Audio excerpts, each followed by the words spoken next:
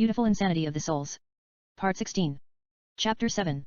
Kate, but I want to do a serious movie with Johnny Depp. He keeps making bad choices, has terrible taste when it comes to picking roles. You know, he did a movie called Mortdecai. I didn't watch it but they said it's mortifying. Adrian, I had this idea called Catherine the Greatest. I originally had Brad Pitt and Katie Holmes in mind. I also thought Jennifer Lawrence would be amazing in the lead role.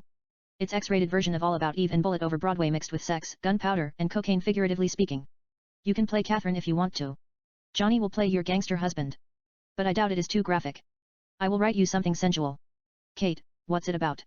Adrian, it's about a Broadway star named Catherine who has big sexual appetite. She rules New York City, not only she is dead drop beautiful but she's also talented. She can do Shakespeare's A Midsummer Night Dream backward. That's a joke. But she is gifted. Above everything, she is femme fatale. Her gangster boyfriend Army, the main villain, has hired a private detective named Larry to follow her around. Larry photographs her in act, having sex, and gives the pictures to Army. He's a sadistic bastard. Army sends his two ruthless hitmen Marcus and Fred to kill the person that she has affair with. Marcus and Fred put a bullet in the back of man's brain. As a punishment for Catherine, Army watches two girls and three muscular guys having S&M sex with her. It seems Catherine enjoys it. She lets it happen. Since she's talented, Hollywood eventually calls her. However, old habit dies hard. Catherine begins to sleep with actors, directors, producers, what have you. Larry photographs her in act. Army sends Marcus and Fred to kill the guys whom she had sex with. They put bullets in the back of their brains. Army then watches all kinds of guys and girls having S&M and erotic sex with Catherine as her punishment. However, she loves it. Then, Catherine falls in love with an actor named Jonathan while filming a romantic movie Mr. and Mrs. Jones. She knows if she sleeps with him, Army will kill him. She doesn't want that. Catherine tries her best to stay away from Jonathan despite the fact a voice in her head tells her to have sex with him. Jonathan is in love with her as well but has a girlfriend named Maya, and hides his feeling. Yet she can't get him out of her mind. He can't take his eyes off her. It has been building up. They then have a kissing scene.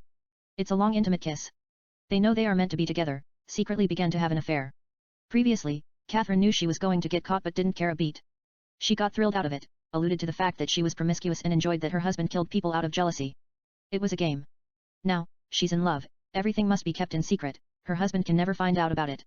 Catherine and Jonathan continue to involve in steamy sexual relationship. They have some of the best sex in cinema. We see real penetration in all. She even pays Larry, the private detective, to burn photos that he might have taken of her and Jonathan. Later, two paparazzi that have been following her around secretly photograph Catherine and Jonathan as they make out in the beach, having sex. The photos are published in tabloids. They are on the cover of all kinds of gossip magazines. Catherine begs Army to spare Jonathan's life, cries like a little girl. He is unmoved. She tells him she'd do anything for him. Army kisses her lips sweetly, makes love to her, and tells her he idolizes her more than the angels in heaven, who look after him day and night, and is mad about her more than he despises the devil and the fallen angels in hell that keep him in the edge of chaos, and won't hurt Jonathan. He might be lying. The next day, Jonathan disappears from Hollywood. Nobody knows where he is. The movie ends while leaving us to guess, did he kill him? Or he might have told him not to set foot on Hollywood again. We don't know. The end. Kate, it's interesting. Adrian, Katie Holmes is the key inspiration behind Catherine. I saw her sing and dance in YouTube by accident. I thought she looked salacious. I have always liked Woody Allen's Bullets Over Broadway. But the idea didn't occur to me till I watched All About Eve starring Bette Davis and Anne Baxter. I told myself forget everything you have read and watched, and just create something erotic. A girl has affairs. Her gangster husband kills the men that she has slept with. As her punishment, he watches her having S&M sex. Some kind of sick voyeurism. That's synopsis. I built story around it. But I doubted if Katie would go to the extreme. I could be wrong. She is beautiful. I have always liked her. In the other hand, Jennifer is irresistible. She might be the main inspiration in the subconscious mind, can do anything. Kate, Jennifer is sweet. Adrian, sweeter than sugar. But I doubt if she is the right person for the part as well. She just did the Hunger Games, has created the tough girl image for herself. You know, if you touch me, I will kill you, like Rooney Mara. But that's not really her. Maybe this might help her shade that image. Kate, I kind of notice you have a mixed feeling about Jennifer Lawrence. You brought Calvin in deception. He is the actor who told Jennifer she is okay in Jane of the Arc. Adrian, no, they are two different characters. I love Jennifer more than the beats of my heart. It was supposed to be Andrew in Jane of the Arc. I just picked a random name. If you look at the original draft, it would say, Andrew. But I didn't want people to confuse it with Andrew Garfield. He is Emma Stone's boyfriend. So I changed it to Calvin to give the movie some weight. You know, QT said he wouldn't write a sentence if he doesn't get the names right first. But that's a different story.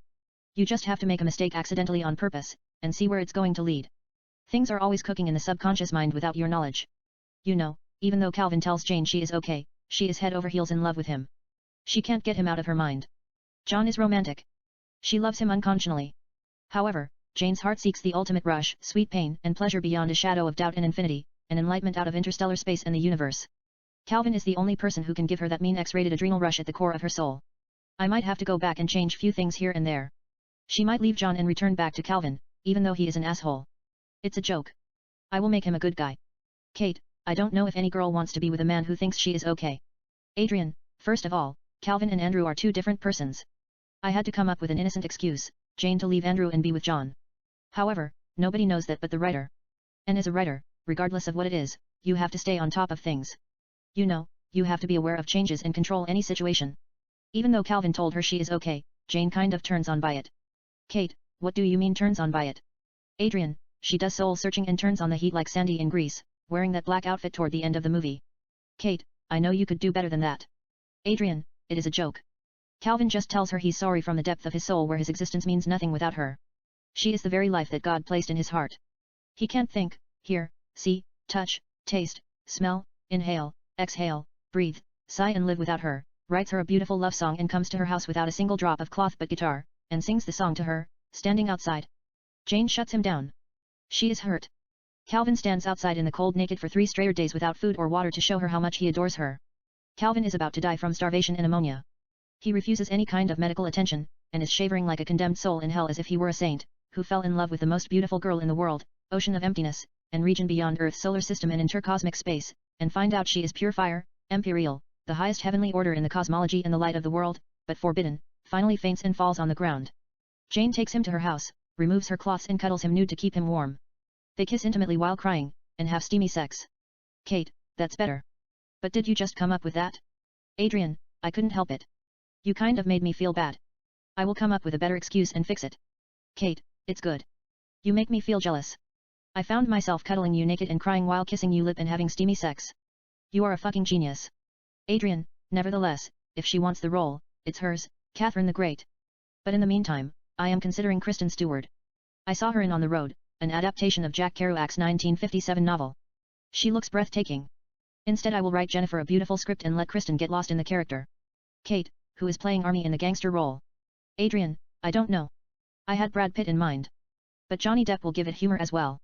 Kate, I like Brad Pitt. He is charismatic but unpredictable. In contrary, even though he just played Whitey Bulger in Black Mass, it might be hard to convince the audiences Johnny Depp is a villain who likes to watch his wife having S&M sex with 4 black muscular guys. But Johnny deserves that kind of role. You know, a calculated psychopath to turn around his career. Adrian, wait a second. Did I say 4 black muscular guys? Kate, I love to watch Kristen Stewart having sex with 4 black guys. She acts like she hasn't been fucked for a year like Michelle Pfeiffer in Scarface. Adrian, that's not true. She is luscious. I actually had her in Beautiful Pain. She plays a mentally unstable but extremely sensual young woman named Sienna. Kate, what's it about? Adrian, Maximus is an architect. He meets a girl named Sienna at a convention. He seduces her. They go out a date, make love here and there, fall in love and get married. Sienna is an artist but hasn't painted for a while. She actually sees visions without visual stimulus and talks to them like Beautiful Mind starring Russell Crowe and Jennifer Connelly. Maximus finds out Sienna is a paranoid schizophrenic. She struggles with all kinds of hallucinations. Maximus helps her gain some control over her life. Sienna collects herself and begins to paint with the aid of Maximus. Her ex-boyfriend, Kevin, visits her whenever he gets a chance, tells her he missed her and all, wants her back. She constantly clashes with a girl named Christina. Sienna tells her that she is a slut, accuses her sleeping with her ex, Kevin. Sometimes, Christina apologizes to her. Sometimes, she gets in Sienna's nerve and drives her crazy. Sienna insults her in vain.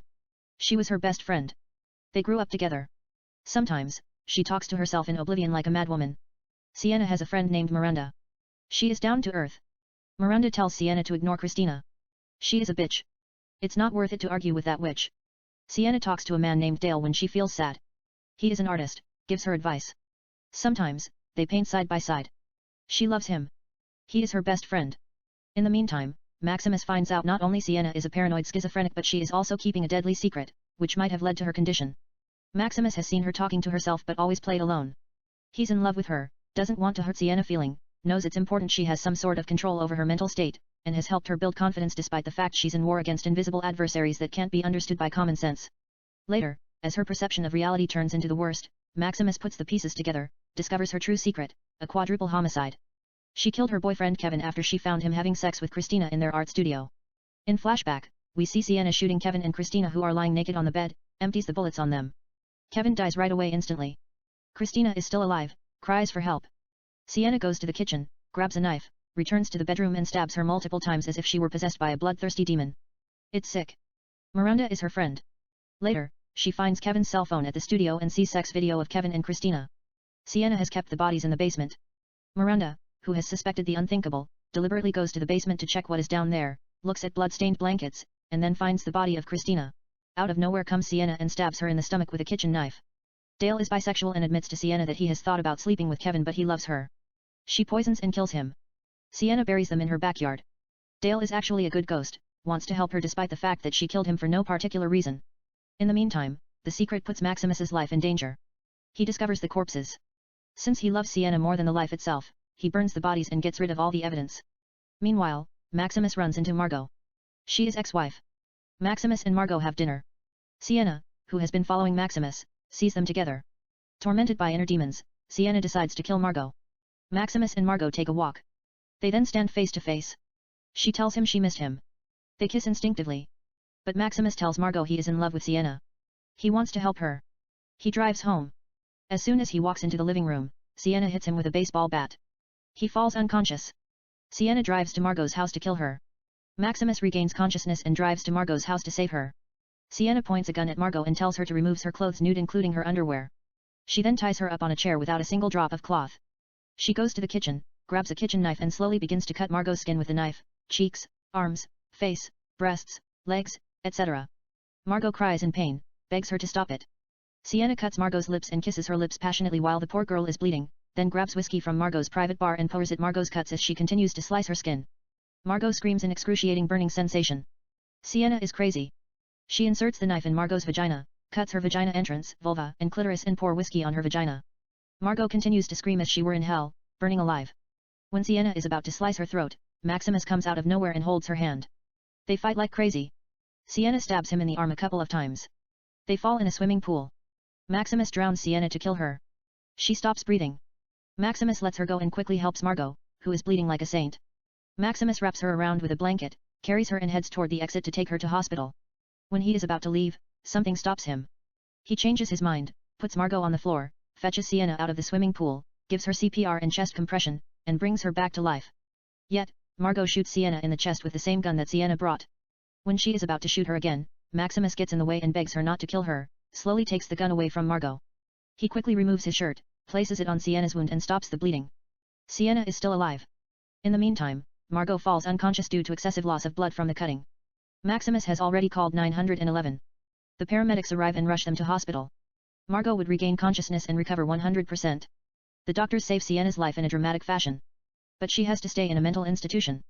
Later, Maximus brings Sienna to his new beautiful house that he built for her, next to the Pacific Ocean in Malibu. He promises to help her and fall deeply in love with her each second till death do them apart. They kiss passionately and make love. It's a seductive tale of love, mystery, mental illness, murder, and passion. Kate, that is a very interesting story. But I doubt it if Kristen is the right person for the part. Adrian, I like Kristen. She has that enticing awkwardness that draws you toward her. You see it during interviews. She seems in pain, hears voices in her head telling her to get up and leave as if she is forced to be alive. She is not in control of anything. She lures you to be there for her without her knowledge, but that is not her. She is totally a different person in movies. She has this tender and insidious transparency and confidence. It's beautiful, alluring and innocence but at the same time deceitful and dangerous. Sometimes, she might act a little bit confused like the rest of us. It's just part of life. The fact is she doesn't really want to be saved in vain, but she desires everything. Her eyes tell a million erotic stories and promises you pornographic pleasure and delicious pain. Kate, I don't know anything about Kristen Stewart. She pretends to be reckless but she always takes a premeditated risk. I could be wrong. But I think Jennifer Lawrence would be perfect for the role Sienna.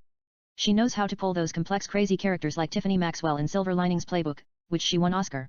Adrian, what about you? Don't you want to play Sienna? You are more talented than Jennifer Lawrence. Kate, I would love to play Sienna. But you didn't write it for me. You wrote it for Kristen. Adrian, do not worry about her. I can always write her something seductive. Besides, I have already written an outline The Arabian Wife starring Kristen after I saw her in Camp X-Ray trailer. Kate, what's it about? Adrian, Isabel is a student at the University of UCLA. She meets a graduate student named Ismail. He is a little bit older than her. He is actually working on his PhD on physics. He is Muslim. Regardless, they hit it off. She graduates with art history major. Ismail and Isabel then get married. Isabel gives birth to a boy. They name him Little John. Later, they couldn't get along, fight about everything. Ismail doesn't want her to work, tells her to look after Little John, is making a lot of money, and doesn't approve what she is wearing, her choices of clothes. He wants her to cover her hair and all. In the other hand, she likes her freedom. Isabel is into her sexuality and tells him if God wants them to cover, he would have made them with clothes.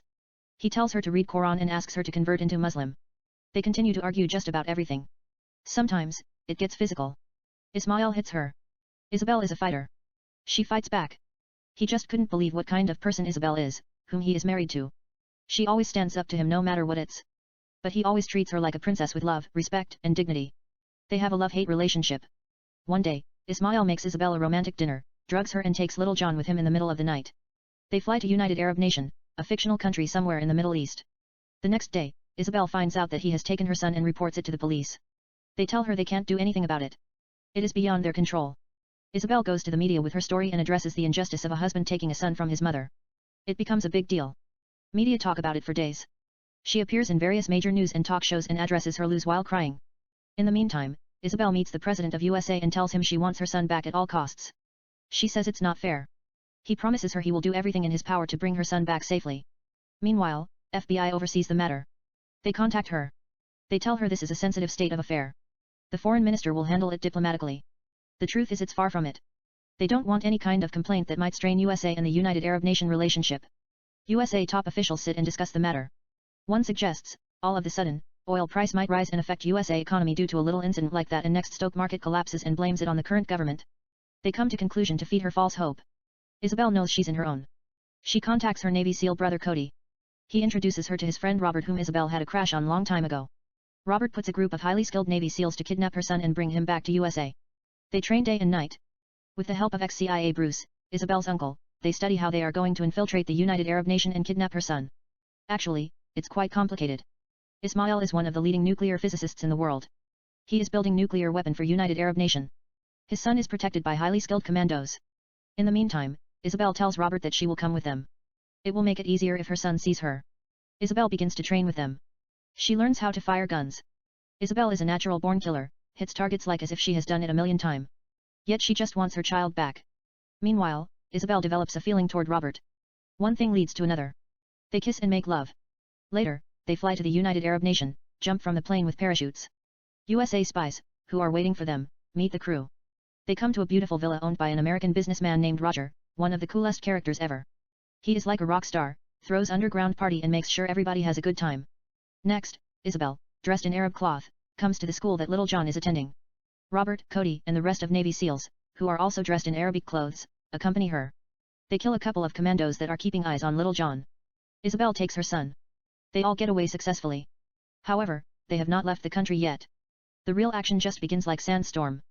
Ismail is upset. He wants his son back by all means necessary. The United Arab Nation media report the kidnapping in the news and ask all authorities in the country to arrest them. The United Arab Nation president, Abidi, himself tells the authorities it's their #1 priority. The cops begin to look for them everywhere. Sadly, someone within CIA leaks information and gives the United Arab Nations officials their whereabouts. Isabel, Robert, Cody, and the Navy SEALs are surrounded by hundreds of cops and well-trained commandos. They have a major shootout. Most of the Navy SEAL are killed. Cody is arrested. But Isabel, her son, Little John, and Robert escape with Roger's bulletproof Superman Hummer, custom-made. They drive toward the border. They follow them with helicopters, in the meantime, don't want to fire at them, might kill Little John. Cops and United Arab Nation soldiers block the road. The car pulls over. It's only Roger. In flashback, we see Isabel, Little John, and Robert escaping through secret tunnels that Roger built, in case of emergency. They get out of the tunnels, dress in Arabian clothes, gets in a small car, drive in the desert and cross the border.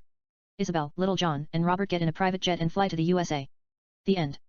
Kate, that is not bad. Adrian, if she doesn't like that I'll write her something else. I have this idea, The Intruder. I am still working on it in the back of my mind. I haven't written it on anything. It's a story about a girl named Irene who hits an alien that looks exactly like her in the middle of nowhere by accident. She gets out of the car and tries to help her. But when she touches her, Irene gets electrocuted and falls unconscious. Next, Irene wakes up in the hospital.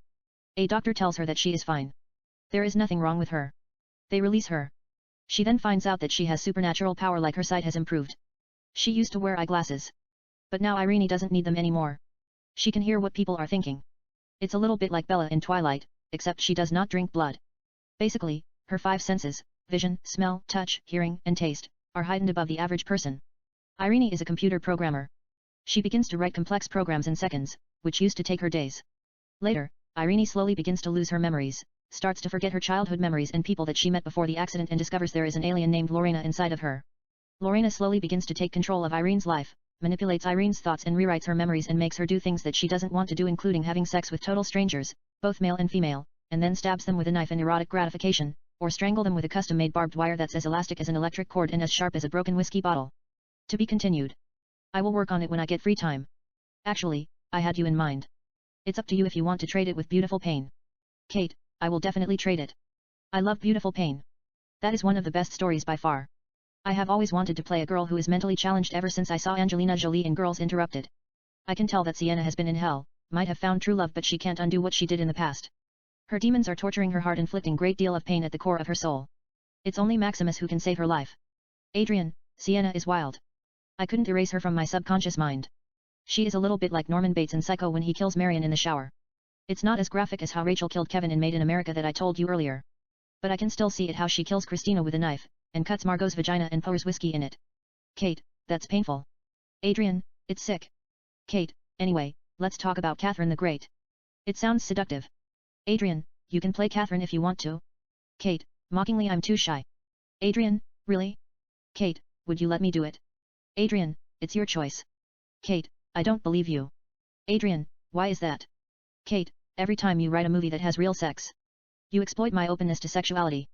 You then give the role to some other actresses. Adrian, I don't know what you are talking about. Kate, I still can't believe that you cast Carrie in, it had to be you. Adrian, Sean wants Carrie.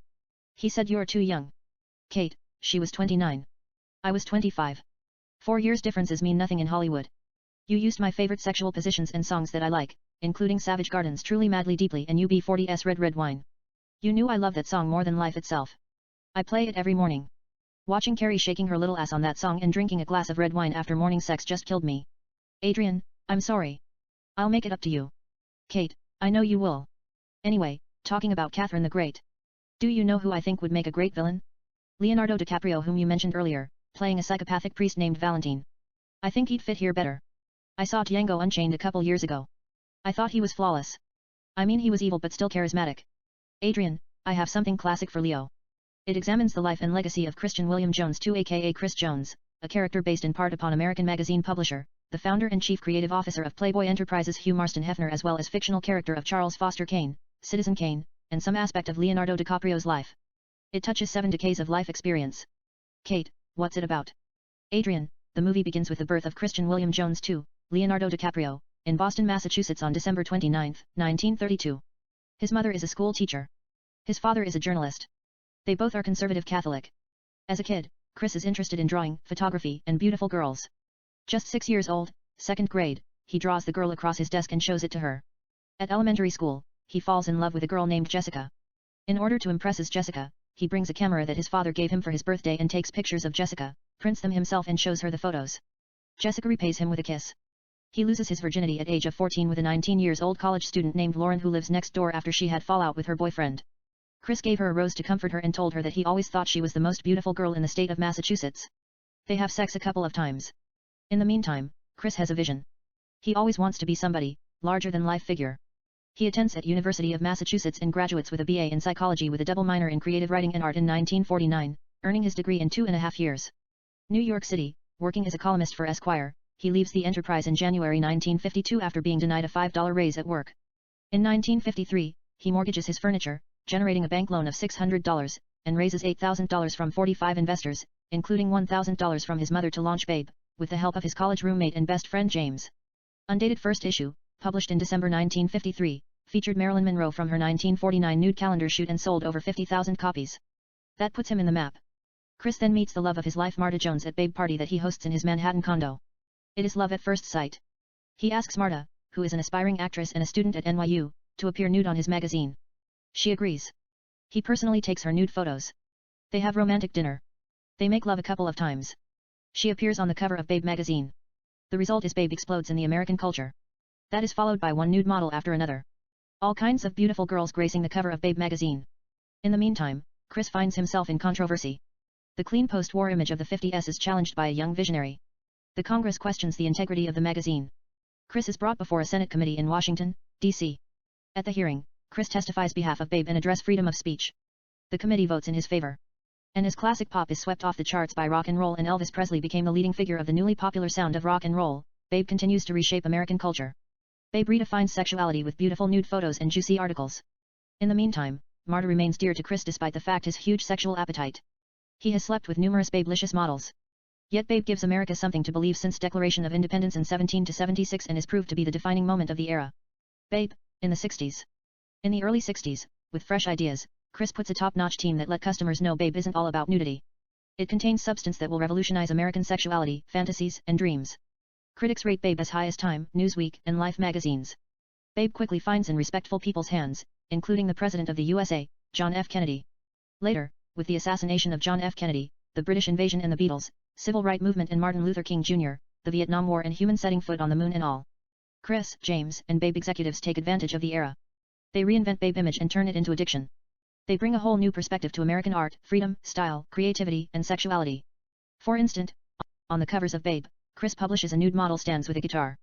4 Beatles impersonators touch her sensually while kissing her and biting her skin, a model wearing only an army jacket and holding a machine gun, an African-American beauty wearing only cut shirt I have a dream written on it, and a white rock star stands behind the girl while covering her private part with a lollipop, women walking nude on the moon, etc. Part 17. Babe establishes a cultural phenomenon and revolution in terms of social norms about fashion, music, drugs, nudity, sensuality, and sexuality, and reinvents sex itself from scratch. Chris appears in the cover of Time magazine as one of the most influential people in the world. In the meantime, Chris's personal life is documented, including his manipulation of public opinion for the Vietnam War, his marriage to Marta, and his campaign for the office of Governor of New York State, which doesn't go according to the plan. But that doesn't stop him, continues to rule the world with exceptional vision into human souls, sexuality, lust, the art of passion and carnal pleasure. Babe in 70s. The early 70s proved to be challenging. Americans' point of view toward politics and sexuality change. Pornography explodes in American culture like atom bombs. People would rather pay $1 and watch pornography in theaters than look at Babe magazine or just dance disco all night, get high and have sex in clubs. In the meantime, a lot of competitive magazines come up with sex photos that are more explicit than Babe, leading people to think Babe days are over. But that doesn't stop Chris from finding his magic touch. He turns his attention into motion picture and softcore porn, writing, directing, and producing, direct-to-video. With some success with that, he gets his hand on cable TV. He produces Babe production movies to HBO. Babe remains classy, featuring famous movie stars, who are more than willing to pose nude. They conduct exclusive interview with Babe. Meanwhile, Chris's personal life remains explicit and chaotic. He continues to sleep with Babelicious models and host high-profile parties and does all kinds of drugs. Studio 54 becomes his home. Yet, his heart wants to grow every day. He takes advantage of disco and creates a TV program called Disco Night. It's a talent show where people sing and dance hosted by the great Chris himself. Marta also helps his cause.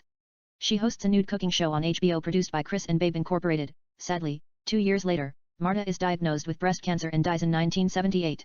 Chris, who is grief-stricken, leaves New York City and comes to Paris. He turns his attention into painting and photography, his childhood passion. Yet his grief doesn't last for long. He meets a French actress named Maria at his art and photography gallery show. They fall in love, get married at the Notre Dame Cathedral in Paris and move to Los Angeles in January 2, 1980. Babe, in the 80s. Disco dies as we know it. MTV is launched. Madonna emerges with Material Girl image. In the first half of the 80s Babe rules. Chris takes advantage of industrial and economy's change, involving with IBM, and the first personal computer, IBM PC. And later he got his hand on Macintosh and makes fortune. Chris appears on the cover of the Time magazine for the second time as one of the most influential people in the world. In the meantime, Chris's personal life goes where the wind blows. He continues to sleep with Babelicious models. Cocaine remains his choice of drug. He continues to shape American culture with erotic vision. Babe introduces S&M to American household and various juicy sexual contents and erotism. Yet the second half, the world and Babe are introduced to ADIS. ADIS puts Babe in odd position. However, Chris uses Babe to educate people about safe sex and the use of condom here and there.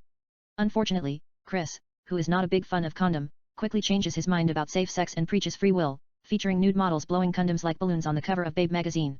Truth or Dare Not Have Sex, featuring beautiful and skinny models. He becomes a controversial figure. In May 19, 1986, Chris and Maria divorce after his relationship with an actress named Amber become public on tabloids. In September 12, Amber and Chris get married. 9 months later, she gives birth to Chris's first child, Chris III. In the meantime, Chris continues to expand his Babe empire. He launches the first Babe cable show, featuring various softcore porn and X-rated movies. The 80s proved to be Babe's golden years. Babe, in 90s. In the early 90s, Babe reaches its climax in popularity despite the fact facing stiff competition from internet. Every model and actress wants to pose for Babe and conducts exclusive interview.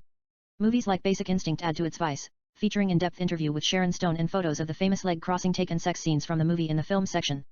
Babe stays a step ahead of the competition. In the meantime, Chris's involvement with Microsoft brings him more fortune.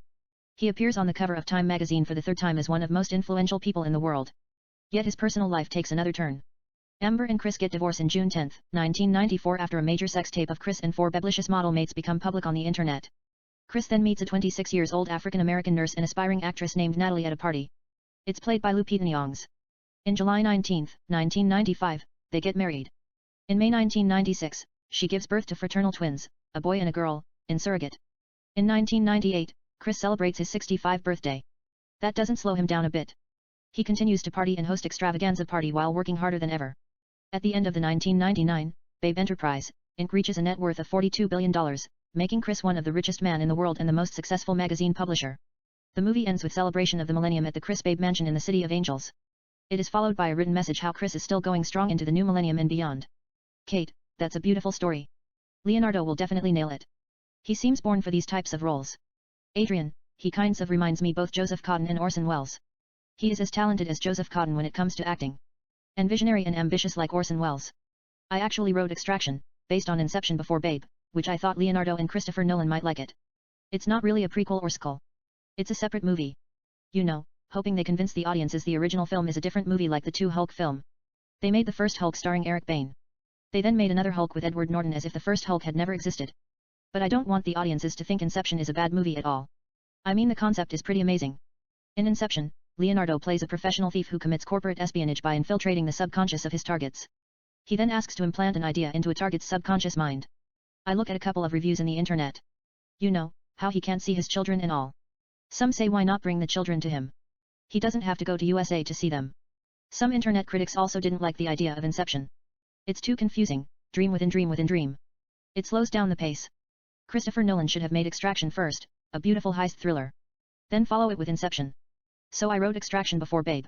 It's not a reboot or a prequel. It's a different movie. I get rid of the entire concept of Mal Cobb played by Marion Cotillard. It doesn't make any sense. Marion might play a different role or I will write her something else. Regardless, I felt bad. I shouldn't write remakes. You know, if I see a movie that I love, and it has potential to be better than the original, I'd like to play around with the idea, despite the fact I have over 100 original ideas. Maybe I do it to teach myself few tricks. I guess there is always room for improvement. Kate, what's Extraction about? Adrian, Dominic Cobb and Arthur perform corporate espionage using an advanced technology to infiltrate the subconscious of their targets and extract information while dreaming. A man named Ty hires Dominic to steal information, access code, from Rita played by Marion Cotillard, who has the sole owner of the most expensive meteoroids worth $25 billion.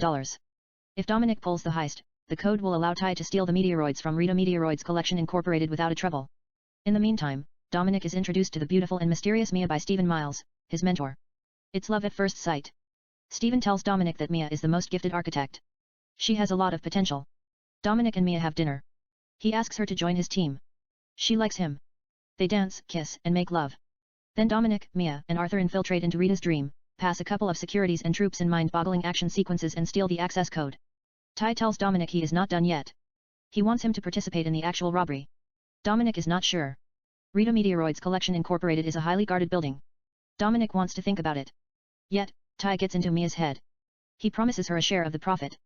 Mia then seduces Dominic into joining Ty. She tells him the real thing could be more fun. It would boost their adrenal. She gets high from that sort of things. They make love all night. Then Dominic, Mia, Ty, and his gang successful steal the precious meteoroid from Rita Meteoroids Collection Incorporated and gets away clean. Dominic plays a big part. It seemed he might have done it before. He is natural, passed all kinds of laser securities, advanced surveillance cameras, temperature sensor rooms and others. He single-handedly stole the meteoroids worth $38 billion. It's more than they thought. However, it's a setup. After they complete the robbery, Dominic is driving home. Out of nowhere comes FBI, block the streets and stops him in the middle of the road. Dominic is arrested. He is interrogated by Rita herself. Despite the fact she is CEO of one of the biggest corporation in the world, she tells him she works for S.I.U, Special Intelligence Unit. It's a new division under CIA, which reports to the Director of National Intelligence. Rita hired Ty to see if Dominic could do it. Ty works for her. It was a test. Rita tells him she has an assignment for him, asks him to carry out Operation Nuclear Nations. Rita wants him to steal nuclear access codes from China, Russia, France, United Kingdom, and Israel. If he refuses, he will spend the rest of his life behind bars. Dominic doesn't really have a choice, puts his best team for the job, including Mia, Arthur, Eames, and a girl named Nina. First they travel to China. The target is Chan. He is the director of China nuclear facility.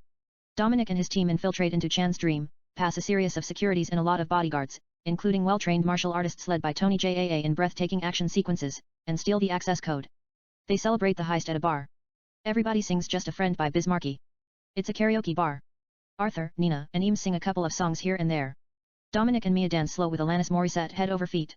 They kiss and make love all night with Mac the Knife by Bobby Darin. Later, Dominic, Mia and the team come to Russia. The target is Vladimir. He's in charge of Russian nuclear research.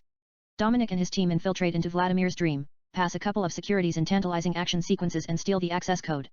They then come to Israel. The target is Natalia. She is the head of Israel nuclear program. Dominic, Mia, and the team enter Natalia's dream, pass advances securities that are never seen in the history of cinema including zero gravity and hidden dimensions and steal the access code. Next, Dominic and his team come to France. The target is Jean. He is the director of France nuclear science program. Dominic and his team get into Jean's dream, pass all kinds of securities and steal the access code. It gets harder and harder. Yet, how hard it gets, Dominic always finds ways and always comes on top of the world. They come to England. The target is Melissa. She is the head of United Kingdom nuclear program. Dominic and his team infiltrate into Melissa's dream and steal the access code. Dominic completes the heist. He hands the assignment to Rita. In the meantime, Dominic finds out Rita is not who she says she is. She doesn't work for the government of America. The interrogation was staged. Rita is a terrorist. She tells him he has one last heist to do, asks him to steal USA nuclear code or she will kill all his team including Mia whom he is in love with. Rita tells him she is going to hold her hostage. He has to do it with Ty and his gangs. Yet Dominic convinces Rita that he needs Mia. He can't do it without her. Instead, she holds his mentor Stephen hostage. Mia joins the team. She also allows Arthur, Nina, and Eames to be part of the team. The target is Edward. He is the director of USA nuclear power plants. Dominic, Mia, Arthur, Nina, Eames, Ty, and his gang infiltrate Edward's subconscious while he is dreaming. They pass a couple of securities and breathtaking action sequences and extract the code. Yet Dominic plants information in Edward's subconscious mind where they can find Rita right before he leaves.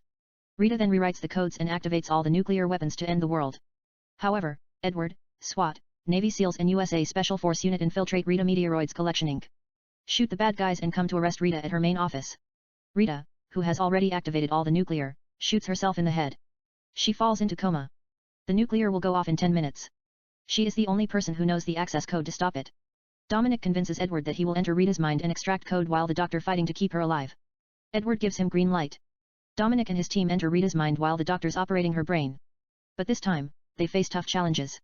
They pass a couple of securities and guards, including well-organized troops and breathtaking action sequences. In the end, Dominic and his teams extract all the nuclear access codes and escape successfully. Dominic, Edward, and Mia abort all the nuclear weapon 1 seconds remain and save the world. 6 months later, Rita comes out of coma. They find her not guilty by reason of insanity. But she is sent to mental institution. In Spain, Dominic and Mia have glasses of wines. They talk about art and stealing Leonardo da Vinci's Mona Lisa humorously. But he has already stole it. He gives her as a present. She is surprised but tells him what she's going to do with it. He tells her do whatever she pleases. Mia tells Dominic to draw her nude portrait. They dance and kiss in sunset. Dominic does Mia's nude portrait. They then make love in round candlelight. In the meantime, Dominic, who admires Rita, has sent her the original Pablo Picasso masterpiece Le Rêve, The Dream, which he promised her when he entered into her subconscious mind. He also planted an idea not to shoot herself again. Rita looks at it, smiles sweetly at us and hangs it on her room. In Spain, Dominic and Mila continue to make love. The end. Kate, that is not bad. It's better than Inception. But I like Babe.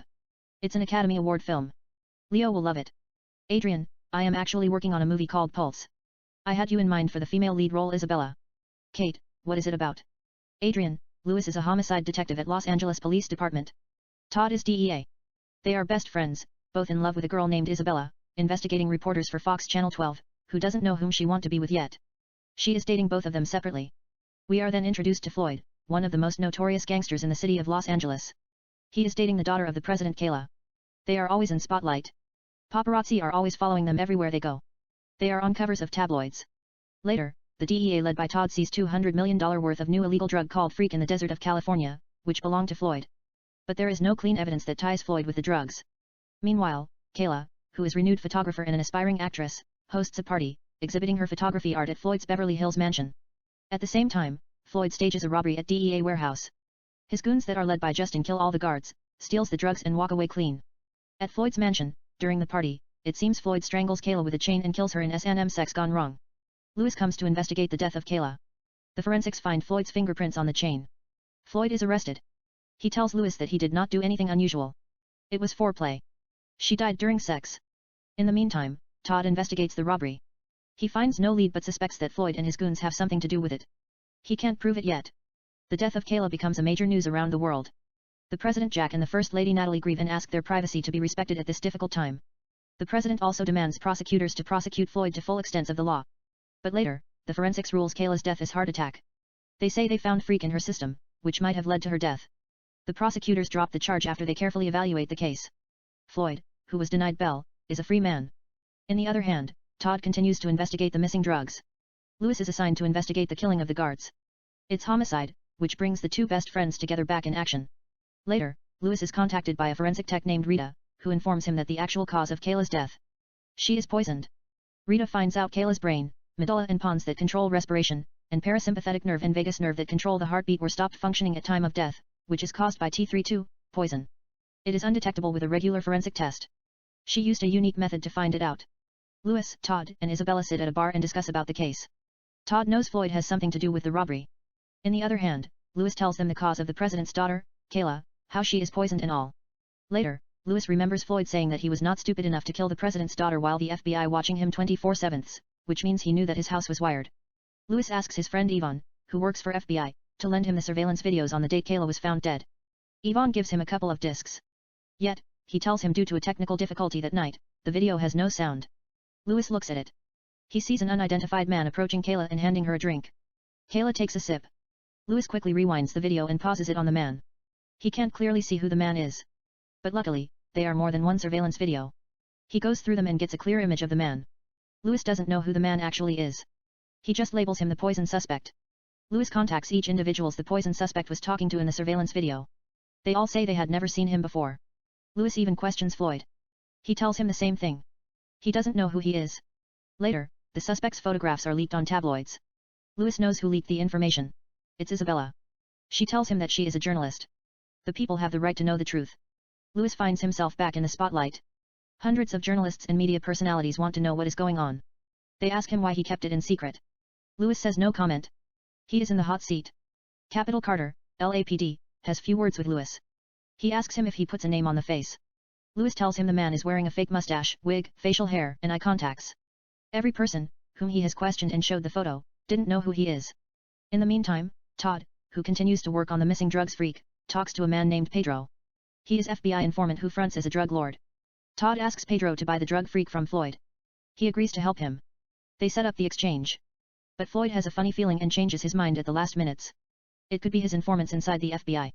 They might have told him not to go ahead with the deal. It's a little bit like Martin Scorsese's The Departed.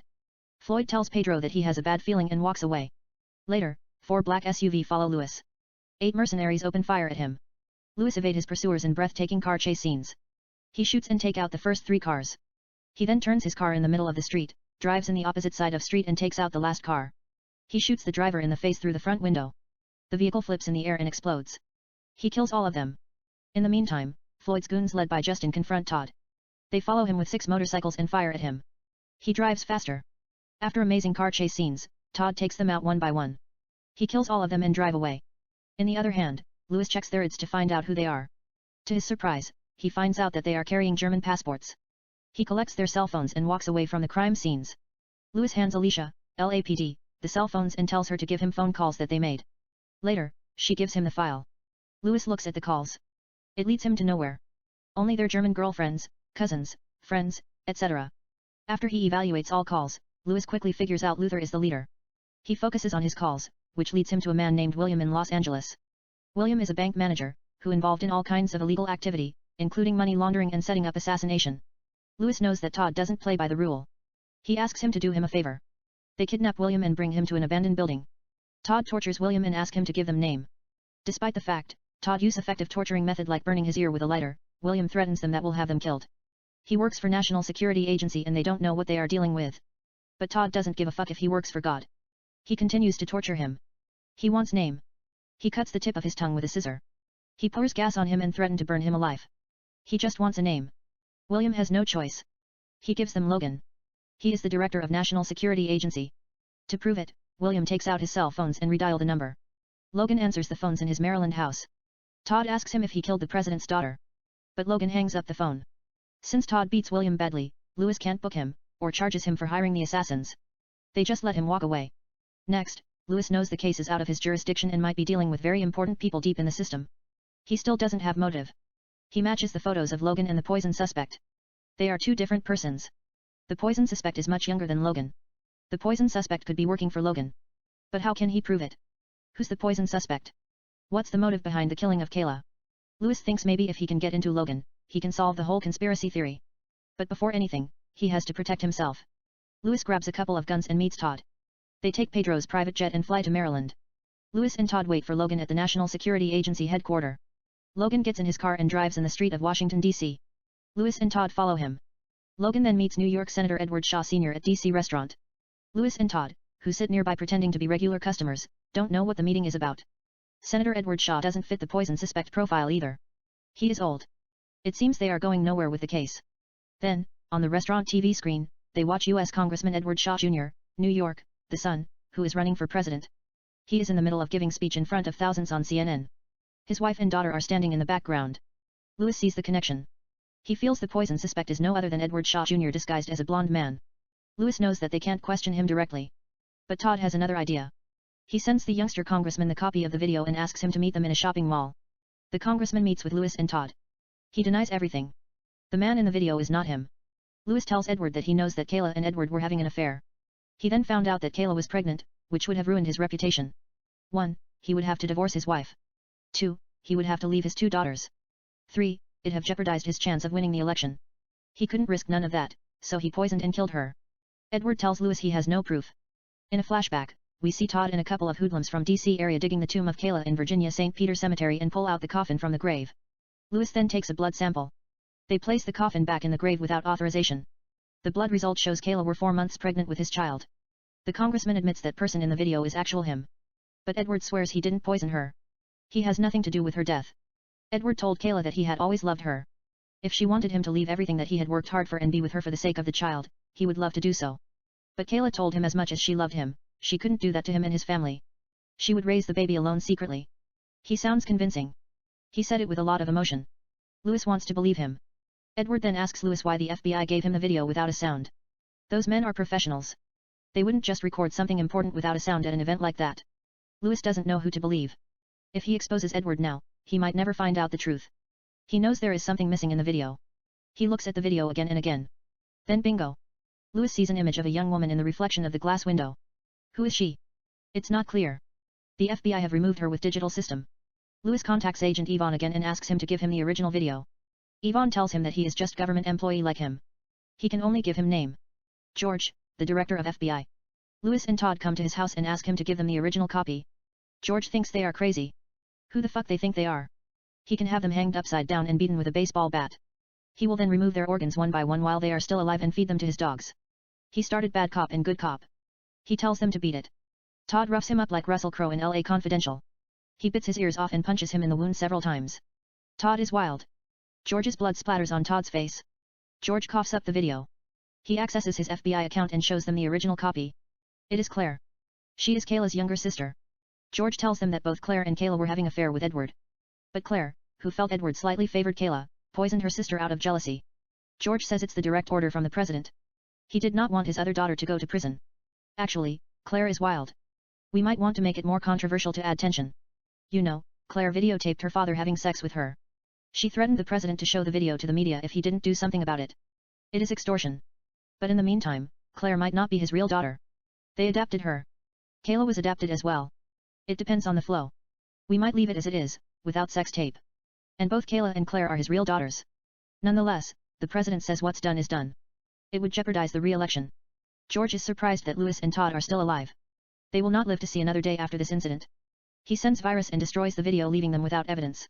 Lewis then questions Claire why she kills her sister. She tells him it was Edward's idea. He just wanted to prove his father he could win the election and didn't want the baby to interfere with the vote. It told Kayla to have abortion but she refused. So Edward promised Claire that he would withdraw the presidency after the victory and spend the rest of his life with her like King Edward VIII. But first, they had to take care of Kayla. Claire poisoned her sister to spend the rest of her life with Edward. It's a fantasy. Louis meets with Isabella at a restaurant and tells her what he knows. Todd is with them as well. Yet before they go anywhere with the story, they get surrounded by 50 mercenaries that are led by a bloodthirsty killer named Jason. They have a major shootout in the middle of nowhere. It seems Louis, Todd, and Isabella might not come out of alive. But miraculously, they overcome the odds and kill all the bad guys in breathtaking action sequences and expose the story on the news. The director of FBI is arrested by Special Select Committee. Edward commits suicide. It's not because he has anything to do with Kayla's death. We don't know that. But he felt that he let down his wife and children as well as his father who wanted him to be president at all costs. Claire might act alone. That part is not clear. She is delusional. Nobody knows when she tells the truth or lies. It would remain mystery. The sex tape of Claire and the president might not exist at all. Again, it will be added if it's convenient to give the movie more substance. I haven't made up my mind yet. However, Claire is arrested for the murder of her sister. The director of National Security Agency quits. The president resigns in the face of almost certain impeachment and removal from office. Louis is suspended from his duty till farther notice for sharing police information with the media. Todd still has unfinished business. He finally finds out to who and where Floyd is going to sell $200 worth of freak. It's a Chinese gangsters named Chad in San Francisco. Todd, DEA, Louis, returning a favor, and San Francisco police and SWAT appear out of nowhere and arrest all of them. Todd reads Floyd his right and takes him into custody. Later, Louis, Todd and Isabella sit at the bar have whiskeys. They cheers for love, peace, and happiness. Yet, Louis gets Isabella. She has always loved him. She just wanted to make him jealous. That's why she started dating Todd. Louis and Isabella dance slow. He tells her that she is the most beautiful girl in the world. He's the luckiest man alive to be standing near her lips. She smiles in beauty. They kiss French. The end. Kate, that's not bad. I couldn't wait to find out who killed Kayla. I was surprised to find out she was poisoned by her sister. I like conspiracy theory. Adrian, I have already finished first draft. I will let it sit for a while and work on it later. Kate, anyway, we are supposed to wake up in the morning and go to the bank. Just make love to me before we sleep. They kiss intimately. Adrian carries her and takes her to the bedroom. On the soundtrack, music plays. Int. Bedroom minutes later. Adrian and Kate make love. It's sensual, seductive, and steamy. She is under enormous passion as Adrian continues to enter her soulfully. We stay with them with serious cuts. EXT Bank Day. Medium shot of a commercial bank. Adrian and Kate, who is carrying the money in a tennis bag, exit the bank. They come to their rental Mercedes convertible, parked at the bank parking lot. Adrian gets behind the wheel.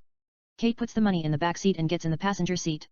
They are conversing but we don't hear what they are saying due to the music on the soundtrack. Adrian starts the car and pulls out. They get onto the street and drive away. Int. Rental convertible, moving, day. Kate is talking on her cell phone. We don't know who she is talking to.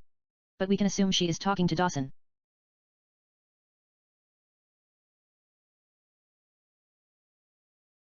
Part 18.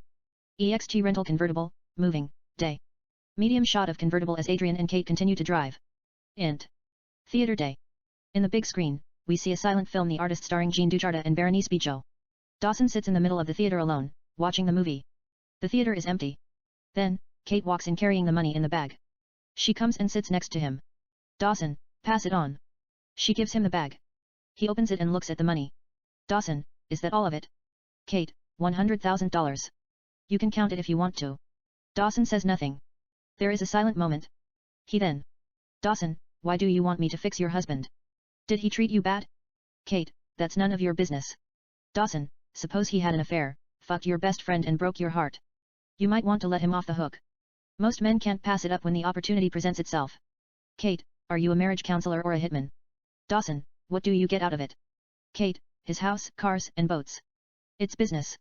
Dawson, did you bring all information like I told you? She gives him a disc. Dawson puts it in his pocket. Kate, what guarantee do I have? I have already paid you. Dawson, you just have to trust me. Kate, when are you going to do it? It must be done at home. I want you to tie my hands and slap me. If you have to fuck me or rape me, do it nicely and slow. But you have to make it look like I'm a victim. Dawson, wait. Let's not get ahead of ourselves. I'm not going to rape you. What if the cops find my semen inside your vagina? That's too risky. Kate, who said anything about vagina? Dawson looks at her as if he's saying she can't be serious. Dawson, are you for real? Kate, I am fucking with you. But you can always wear condom. Dawson, nobody believes you rape allegation with a condom. Kate, let me worry about that. You just do what I say or no deal. You must shoot him in the back of his head. Then tie me up and fuck me with or without condom. It's up to you. It's like Sarah Michelle Gellar in Cruel Intention, you can put it anywhere you want to. Me personally, I prefer it in the vagina without condom. I like it raw. It feels natural. I have a lot of nerve ending in my vagina than in my ass. But I'll leave it to you. Most guys like it tight. They always go for my honey pot's neighbor. Pleasing you please me. Dawson, it's tempting. But that's too much to ask. I don't want them to find my semen inside of you. Kate, I don't want them to find your diseases inside me either. You can use precautionary measurement. I thought you might like it in the back door. But don't sweat it. Once I get his insurance money, I'll give you additional $200,000. Do we have a deal? He gets up and grabs the money. Dawson, give me a call tomorrow 9 a.m. in the morning. We can talk about the date. I have to go. He gets up and leaves. She takes out a cigarette, lights it and smokes. She presses a button on her cell phone and talks. Kate, he's coming. Yes. EXT Theater Day. Dawson gets out of the theater carrying the money. He walks toward his 2012 Lexus parked at the theater parking lot. Two FBI agents, Smith and Jones, approach him as he's about to get into his car. Agent Smith shows Dawson his badge and tells him that he's under arrest. In the meantime, out of nowhere come 5 FBI agents and point their guns at Dawson. They caught him off guard. Agent Smith reads him his right, cuffs Dawson's hands and escorts him toward unmarked FBI car. Pan to Adrian. He looks at everything. Adrian then turns around and walks into the theater. Int. Theater Day. Kate continues to watch the artist. She seems lost in thought. At the entrance, Adrian walks in, comes and sits next to her. There is a silent moment. She then. Kate, do you think he did it? Adrian, he is a contract killer. Kate, that doesn't prove anything. I have a weird feeling. I should have made him confess. Adrian, you did a very good job. She gets up and sits on his laps. Kate, I didn't expect to be this simple. Adrian, what did you expect? They exchange soft kisses. Kate, I thought it was going to be complicated like Agatha Christie's mystery novels. You know, Mr. Price might be killed by a man whom he knew dearly. They exchange soft kisses. Adrian, it's possible. They exchange soft kisses. Kate, still we don't know who hired him. They exchange soft kisses. Adrian, we just have to wait and see what FBI have to say. He might confess. They exchange soft kisses. She then gets up from his lap and sits next to him. She watches the artist a little bit. Kate, let's talk about movies. Have you written any comedy? Adrian, I thought about it after I watched Shallow Hal starring Gwyneth Paltrow and Jack Black. It's called Fat Girl, with P. It's more like romantic comedy than plain comedy. It's a story about a girl named Caitlin. She is extremely attractive but a little bit blubbery. She has a beautiful face and an amazing voice. But people thinks she might be fat. Later, she gets a break at a talent show, wins a contest, is signed by a major recording label and quickly becomes famous in it.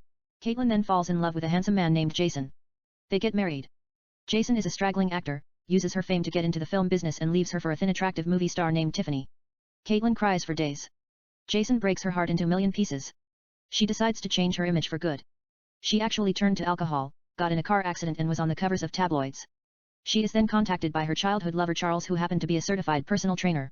In order to take a revenge on Jason, Caitlin loses 100 pounds and transforms herself into a sex symbol. She graces the covers of fashion magazines. Movie offers keep coming. Her career takes off just like that. Caitlin has always beautiful voice. It's her main asset. Now she lost all those weight, becomes a double threat. Actual she is a triple threat, can dance like a ballerina figuratively speaking. But she is a very good dancer, has always loved dancing, which helped her shade all those weights sooner than expected. In the meantime, she develops romantic feeling toward her personal trainer Charles. They begin to date, make love a couple of times. Later, Caitlin runs into Jason. He can't believe how beautiful she looks. She cannot be the same person. He thinks his mind is playing tricks on him. They haven't yet divorced. She wants to finalize it. They sit and talk. He seduces her. She has already got her revenge, just needs to walk away and talk about the divorce some other time. Her lawyer will handle it. But Caitlin is still in love with Jason. He tricks her like Casanova. She goes bed with him. They make love all night. Jason tells her he wants her back. He apologizes for hurting her feeling. He would love to spend the rest of his life with her. It's too tempting. Caitlin has another chance to get even. This is it. She tells him that she is not in love with him and walks away. But still Caitlin has to face Charles who helped her lose weight and stood by her side day and night. He has already found out about it. She was photographed by paparazzi while kissing Jason in his apartment porch. Caitlin tells Charles that she made a mistake. She is sorry from the bottom of her heart. He just walks away without saying a word. Caitlin thinks about gaining all the weights that she lost starts with ice cream, but after she has a spoon or two, she is full, instead, writes a beautiful love song, how truly sorry she is, how much she loves him and asks him to forgive her. The song becomes a hit. She does a music video with a person, who looks exactly like Charles, and asks him to return back to her while crying. In the meantime, Caitlin finalizes her divorce with Jason. Later, she runs into Charles. He has forgiven her and asks her to marry him. She accepts with tears in eyes. They get married and live happily ever after. Kate, that is not bad. Adrian, I haven't written it yet. You know, I might have to leave it in the back of my brain. Unless they put you in a fake bodysuit like Gwyneth Paltrow and convince the audiences that you lost 100 pounds. Kate, just write it down. If I like the dialogue, I will consider it. But I'm not going to wear a bodysuit. I might have to gain a couple of weights like Bobby De Niro in Raging Bull and lose it while filming. You know, it's sort of method acting. Adrian, I wrote a screenplay for Robert De Niro titled The Master. It's a story about a former mob associate named Roberto who fled New York City after he testified against his mobster friend on a murder charge and became an art forger in Verona. Years later, his daughter Sarah comes to Verona to look for him. She meets a man named Ryan, who is hired to kill Robert. It's love at first sight. Ryan, disguised as a photographer, seduces her into a romantic relationship. She then runs into her father. Robert and Sarah make up for lost time. In the meantime, Robert discovers Ryan is there to kill him. But Ryan, who is in love with Sarah, changes his mind. Instead, he asks him to give him his blessing to marry his daughter. Robert gives them his blessing. Sarah and Ryan get married. In the meantime, the mobs find out where Robert is hiding and send hit squad. But the Italian police arrests them. It's a love story. I am still working on it. Kate, I want to hear it from the beginning. Adrian, sure. Roberto aka the Master in his 60s played by Robert De Niro lives in Verona, makes a living as an art forger, still has to deal with criminals who take shortcuts in life. His story begins in New York City in the 70s. In flashback, we see young Roberto painting the portrait of a beautiful African-American girl named Maria who is lying nude on the bed. He is the member of Trapattoni crime family. The Trapattoni crime family are in war against the Vicini crime family. Bad blood has washed New York City. Then, Luca, the dons of Trapattoni, and Ignazio Vicini, the boss of Vicini crime family, sit and talk. They agree to end the war and live in peace. Later, Roberto meets his best friend Armani at the famous Cotton Club. He is the son of Luca Trapattoni, the don of Trapattoni. Armani looks at Tony, the son of Ignazio Vicini, who is flattering with Lucia. She is his ex. He tells Roberto he will bury a bullet in his eye. Roberto tells Armani he will handle it. Just be cool. Lucia is Roberto's cousin. He tells Lucia to go home. But she doesn't want to leave. She acts like a queen of Rome. Tony tells Robert to leave her alone. Robert tells Tony it's none of his business. All of a sudden, fight breaks out. They all go at it. Robert punches Tony. Armani comes out of nowhere and shoots Tony in the head. The police question Roberto and ask him to testify against Armani or they both will spend the rest of their life behind bars. Roberto gives them Armani.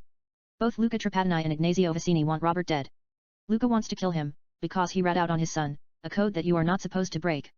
It doesn't matter if you are the son of God Jesus Christ himself or Judas as a matter of fact. You never rat. It's the #1 rule. In the other hand, Ignazio wants to revenge. Roberto was punching Tony on the face before Armani shot him in the head. Roberto never thought about killing Armani. He was just standing up to his cousin Lucia. Tony said she was a whore. She fucked every Italian in New York City. She might even be a witch in past life. She fucked Benito Mussolini and his fascist generals. He was trying to be funny and all. Roberto grabbed a whiskey bottle and crashed it on his head. He began to punch him on the face. But Armani got too excited and shot Tony in the head. It was sick. His brain exploded at the spot. Robert couldn't believe it. He didn't want to go to prison. He is married to Maria and has a 4-year-old daughter named Sarah. He leaves his family behind in New York City and comes to Verona. He has always loved art throughout his life. It has come to him naturally. He begins to paint and make a living out of it. Soon his paintings attract all kinds of art collectors who would do anything to get some of the best arts in their possessions. A man named Vincent asks Roberto to forge a couple of paintings for him. That's where the money is at. Robert forges some of the greatest paintings, including Garçon à la Pipe by Pablo Picasso worth $131 million, Portrait of Adele Bloch-Bauer I by Gustav Klimt worth $158 million, Gianni by Matthew worth $136 million, Salvatore Mundi by Leonardo da Vinci worth $130 million, Portrait of Dr. Gachet by Vincent van Gogh worth $148 million, The Card Players by Paul Cézanne worth $272 million, Nude Sitting on a Divan, The Beautiful Roman Woman, by Amedeo Modigliani worth $74 million, The Darmstadt Madonna by Hans Holbein the Younger worth $79 million, Diana and Callisto by Titian. Sarah, played by Zoe Saldana, works as an advertising executive for Harper's Bazaar in New York City. She is the daughter of Roberto and has been wanting to know who her real father is, has a memory of him a little bit but never got a chance to get to know him, and wants to know where he is. Her mother Maria has never talked about him, fears they might kill him, it's taboo to bring his name. She has always loved Roberto with all her heart. Sadly, Maria dies of cancer without telling Sarah his whereabouts. Yet her mother left a video that might reveal where her father could be. Sarah watches the video a couple of times, sees a greeting card that has the city of Verona, which only appears for a second, finds the postcard at her mother's house and comes to conclusion she will go to Verona and look for her father. She has dinner with Nathan, he is her boyfriend. She likes him but has never thought they are actually serious. Nathan asks her to marry him, catches her by surprise. Sarah accepts reluctantly, not very good at saying no, regardless, has to go to Verona and find her father first. Nathan asks her how she is going to find him, they are millions people live in Verona. Sarah doesn't have the answer to that question. Perhaps she is hoping for miracle, or some kind of divine intervention. Sarah flies to Verona and books a hotel, doesn't know where to start, sits at a restaurant and has a glass of red wine. She looks at the postcard again, then spills wine on the card by accident and finds out there is a hidden painting, says Parova. It's a small town located in Verona. The next day, she drives to Parova, comes to a beautiful bar and asks the bartender if he knows Robert by any chance, shows him the photo of young Roberto. He tells her he has never seen him. Then every person that she asks tells her they don't know him. Later, she sits at a water fountain and has lunch, a chicken sandwich. Across the street, there is an art store. She gets up and walks toward the store. We see a painting of Sarah in the glass display, looks like a photograph. Sarah walks into the store and asks the owner who paints it. He tells her it's a man named Alberto. He actually won it in a card game. She asks him if he knows where Alberto is. He tells her he died in heart attack 2 weeks ago. Sarah's heart stopped beating for a couple of seconds, purchases the painting and leaves the store. Later, she sits at a wine cafe and cries silently, looks at the painting. It's hard to tell if it's photograph or a painting. Then out of the blue comes a man named Ryan, tells her he is a photographer, and asks her if he can take her photo, has never seen anything that is so sad but as alluring as a tulip in his life till today, at this particular seconds. That puts a little smile on her face. Ryan takes her photos. She is attracted to him, love at first sight, can't take her eyes off him. He thinks she is startling as well, one of the most beautiful girls he has ever seen in his life. Ryan asks her why she is crying. Sarah has to lie to him for some reason, says it's nothing, just broke up with her boyfriend. Ryan asks if the portrait is a photograph. She tells him it's a painting. It belongs to a friend. He knows she is attracted to him, the way she looks at him, her beautiful eyes sparkle with love, joy and tear, gives her away. He tells her he'd like to hang out with her. They drink wine. They visit a couple of interesting places here and there. Ryan takes her pictures every chance he gets. He is in love with her. They have dinner, talk about stuffs that dreams are made of, come to a blues bar, listen to beautiful live blues, and dance slow with My Girl by the Temptations. They then kiss and make love in round candlelight. In the morning, she wakes up and finds Ryan is gone. He is not with her. Sarah sits at a restaurant, outside, and waits for him in case if he shows up. Out of nowhere comes Roberto and sits at her table, asks her he would love to do her sketch if she doesn't mind, she is the most beautiful girl he has ever seen in his life. Sarah knows right away that he is her father from the photographs, tells him she doesn't mind. He begins to draw her as if he saw her face a million times. Tears fill her eyes and fall down by her cheeks as she blinks her eyelids. They hug affectionately. He holds her close to his heart for long seconds, tells her not a day goes by without thinking about her. His heart has always reminded him. She tells him she missed him and continues to cry on his shoulder. In the meantime, Ryan shows up. Sarah dries her tears and introduces Ryan to her father. Roberto invites them to his villa in Verona and asks them to stay for a while. He introduces them to his girlfriend Susan, Ethiopia/Eritrea. She is in her early 40s, cooks spaghetti and African traditional foods for all of them. Robert asks Ryan what he does. Ryan tells him he is an architect. Later, Sarah asks him whether he lied to her. Or did he lie to her father? Ryan says he lied to her. He is an architect. Photography is just a hobby. He would have told her soon or later, thought she is the most gorgeous girl in the world, wanted to take thousands pictures of her and kiss them while she is not watching. As melodramatic as it sounds, he wants her to like him for who he is, a lost soul who can't help himself but fall in love with the most scrumptious girl in the cosmos. He gives her a soft kiss on the lips. She finds it romantic. Regardless, Sarah is in love with him. She doesn't care. They kiss more intimately and make love. Later, Sarah does some catching up with her father, tells him Maria passed away. He says he is sorry to hear that. He has always adored her in his heart. Roberto then does the portrait of his daughter at the garden. In the meantime, Vincent drops by, asks him to forge When Will You Marry, an oil painting from 1892 by the French post-impressionist artist Paul Gauguin worth $300 million, which Robert vowed never to duplicate. Robert tells him he won't do it, even if he pays him $100 billion. He doesn't care if the stars in heaven come down and crash on earth and wipe out every living things.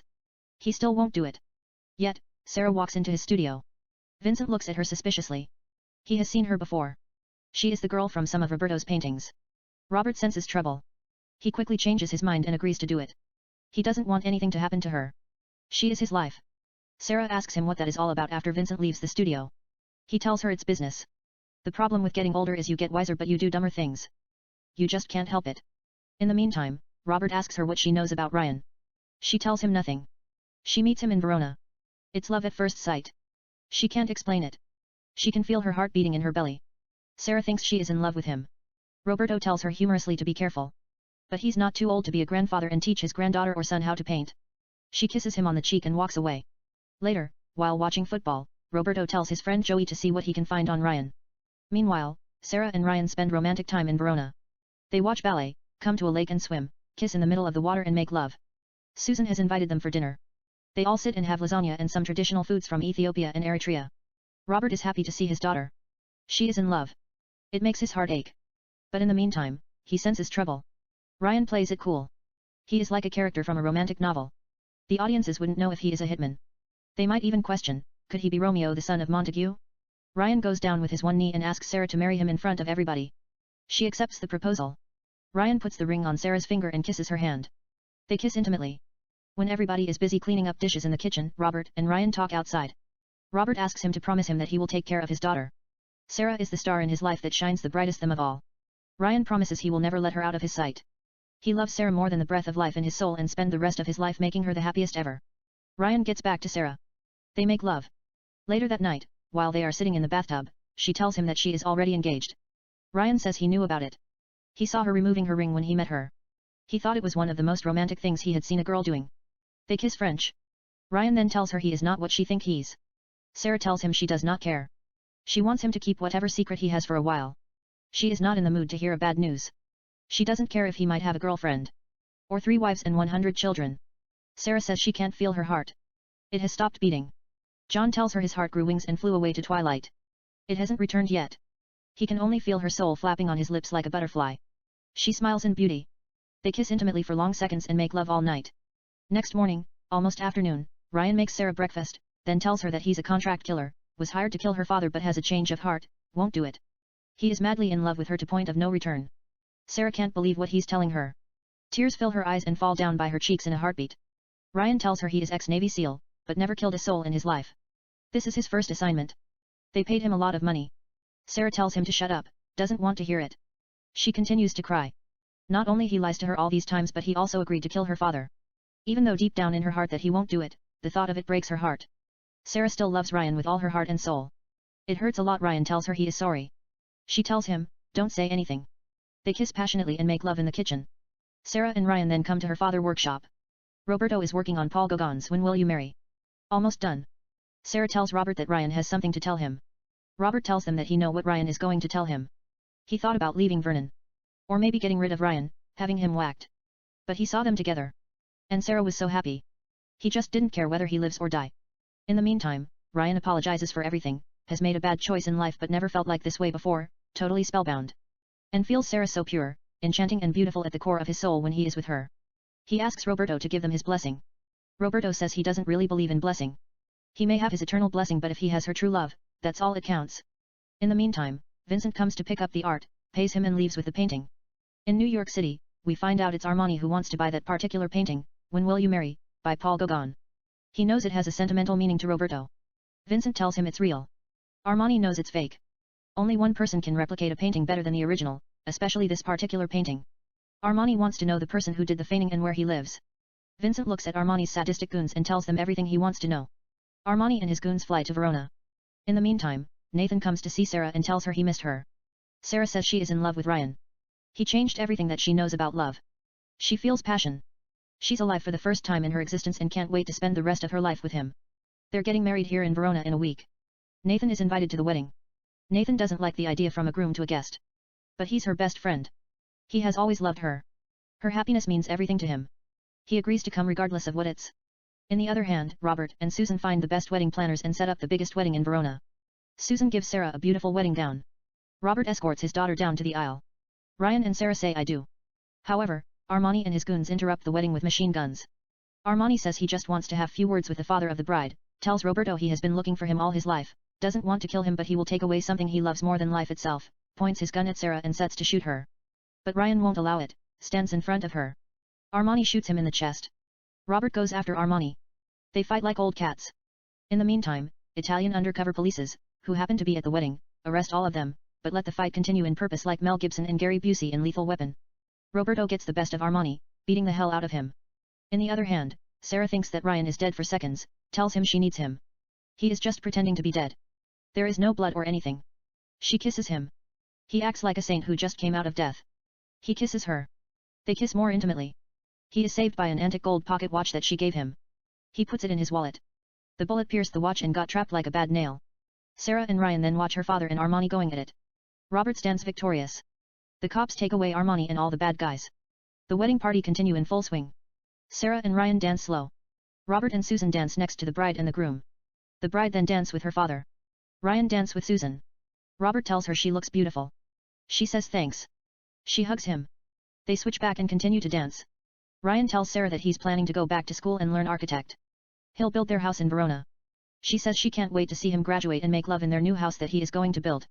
He tells her that he has already engineering degree, got it while he was in the Navy but became very good as a Navy SEAL sniper, thought he could work for CIA. He took exams and passed it easily. Later, someone that he knew in the Navy told him that CIA never really pay real money. If he wanted to get paid, he would just need this number. The man gives him a card. He called them. Her father was his first assignment. He couldn't do it, fell in love with her till it hurt his soul. They kiss intimately. She asks him what if they send another hitman to kill her father. He promises her that he will never allow nothing to harm someone that she loves. Above all, he will protect her. Sarah tells him humorously she doesn't need a man to protect her. She wants a man to love her till his soul continues to hurt. They kiss intimately. The end. Kate, that is a very interesting story. Chapter 8. Adrian, I didn't like the idea of Ryan being a hitman. I want Sarah to feel comfortable with someone who's more emotional. You know, someone that the audiences can relate to. If he is a contract killer, he will have to explain a lot of things. Why did he choose to kill people in the first place? If it's action movie, he will not have to explain anything. He would just say they are all bad. But this is a love story. She is going to spend the rest of her life with a man whom she thinks he is her soul mate. If he's a cop or an Interpol, he would tell her he is not going to kill him. But he might have to arrest him. There is a plot hole. You know, Sarah says what if they send another hitman? I have no idea. I will rewrite it and make few changes here and there. Instead, Ryan will be CIA or FBI or an Interpol agent. He is building case against Roberto for forging art. But Ryan falls in love with Sarah and warns him the last piece of art that is working on When Will You Marry, by Paul Gauguin is a trap and advises him to walk away. I'll add few twists and write a beautiful tale of love, romance, and art from scratch. Kate, it sounds beautiful. There is this Robert De Niro joke that my friend told me. One day Robert De Niro is walking in the street of New York City. This crossed-eyed girl approached him and asked him for an autograph. Robert De Niro looked at her eyes and said, "You looking at me? You looking at me? You looking at me?" The girl stood confused. Robert De Niro resumed, "Then who the hell else are you looking? You looking at me? Well, I'm the only one here." Adrian smiles softly. "Adrian, I have Pacino joke." "Kate, what is it?" "Adrian, let me see." Thinks for 3 seconds. One day Pacino was doing Broadway in New York City. The scene required that he had to wear a shower gown. But before he did anything, he took a smoking break. The door shut accidentally like Birdman. He had to walk around the building to get back to the show. These two attractive girls stopped him and asked him if he could take a picture with them. He agreed reluctantly. They took pictures with him. They then asked him if they could say hello to his little friend. Pacino understood and showed the girls what they wanted to see. One of the girls fainted. The other stood frozen. She said, "That's not your little friend." He told her I had to trade it for a rocket launcher. She smiles softly. "Kate, you just made that up, didn't you?" "Adrian, anything to make you smile." "Kate, I have Bruce Willis joke." Bruce Willis was at a set, shooting an action movie. These two extras, a man and a woman, approached him and asked him to say yippee-ki-yay motherfucker. He told them he didn't want to say it. It's embarrassing. The guy told him to go fuck himself. The girl gave him a middle finger, and they began to walk away. Bruce Willis didn't believe he just got insulted by two extras. It's the end of the world. He took out 2 Desert Eagles from his belt and said, "Hey, guys. I have something for you." They turned around and looked at him. Bruce Willis emptied his guns at them and said, "Yippee-ki-yay motherfuckers." "Adrian, that's a good one." "Kate, you have anything?" "Adrian, give me 1 second. Yeah, I got Clint Eastwood joke." One day Clint Eastwood was shooting a movie somewhere in Mexico. His movie set was trashed by notorious Mexico bandits. He shot and killed a couple of bad guys. The bandits escaped but not before they burned down everything, including all the foods that the crew brought from the US. Clint Eastwood went to a local restaurant and asked for a chicken. They served him a chihuahua alive instead. He took out his gun and pointed it at the chihuahua. I know what the fuck you're thinking. Did he fire 6 shots or only 5? Well, to tell you the truth, in all this excitement, I've kinda lost track myself. But being as this is a fucking .44 Magnum, the most powerful handgun in the fucking world, and would blow your head clean off, you've got to ask yourself one fucking question, do I feel lucky? Well, do ya, punk? The chihuahua turns into chicken. Its head exploded at the spot. And its feathers fell off. Clint Eastwood did not fire a single shot. Roasted chicken lied on his plate without a head. Clint said, "That's what I'm talking about, bitch." He enjoyed his meal and walked away. "Kate, that's pretty good. You memorized that punk line." "Adrian, what can I say? I got a little bit carried away." "Do you have anything?" "Kate, maybe." "Adrian, what is it?" Part 19. Kate, Marlon Brando. One day he was sitting at a bar alone and drinking whiskey. A French woman came and sat in front of him. She told him that her husband was having an affair with another woman. Brando told her not to worry, "I'll make him an offer he can't refuse." She asked him what is it. He told her if your husband continues to cheat, we'll dance tango and make love while he's watching. She tells him he might enjoy that. He tells her that's too bad. Adrian smiles softly. "Adrian, I have Bogart joke." "Kate, I want to hear it." Adrian, one day, Humphrey Bogart left the big screen like the Purple Rose of Cairo and wandered around in the streets of New York City. He ran into a Swedish actress. He took her to a fancy restaurant. They had wines. He toasted, "Here's looking at you, kid." She said, "Who is looking at me?" He told her it's an expression. It means you're irresistible. She blushed and said to him, "Vill du ha sex?" He asked her, "What does it mean?"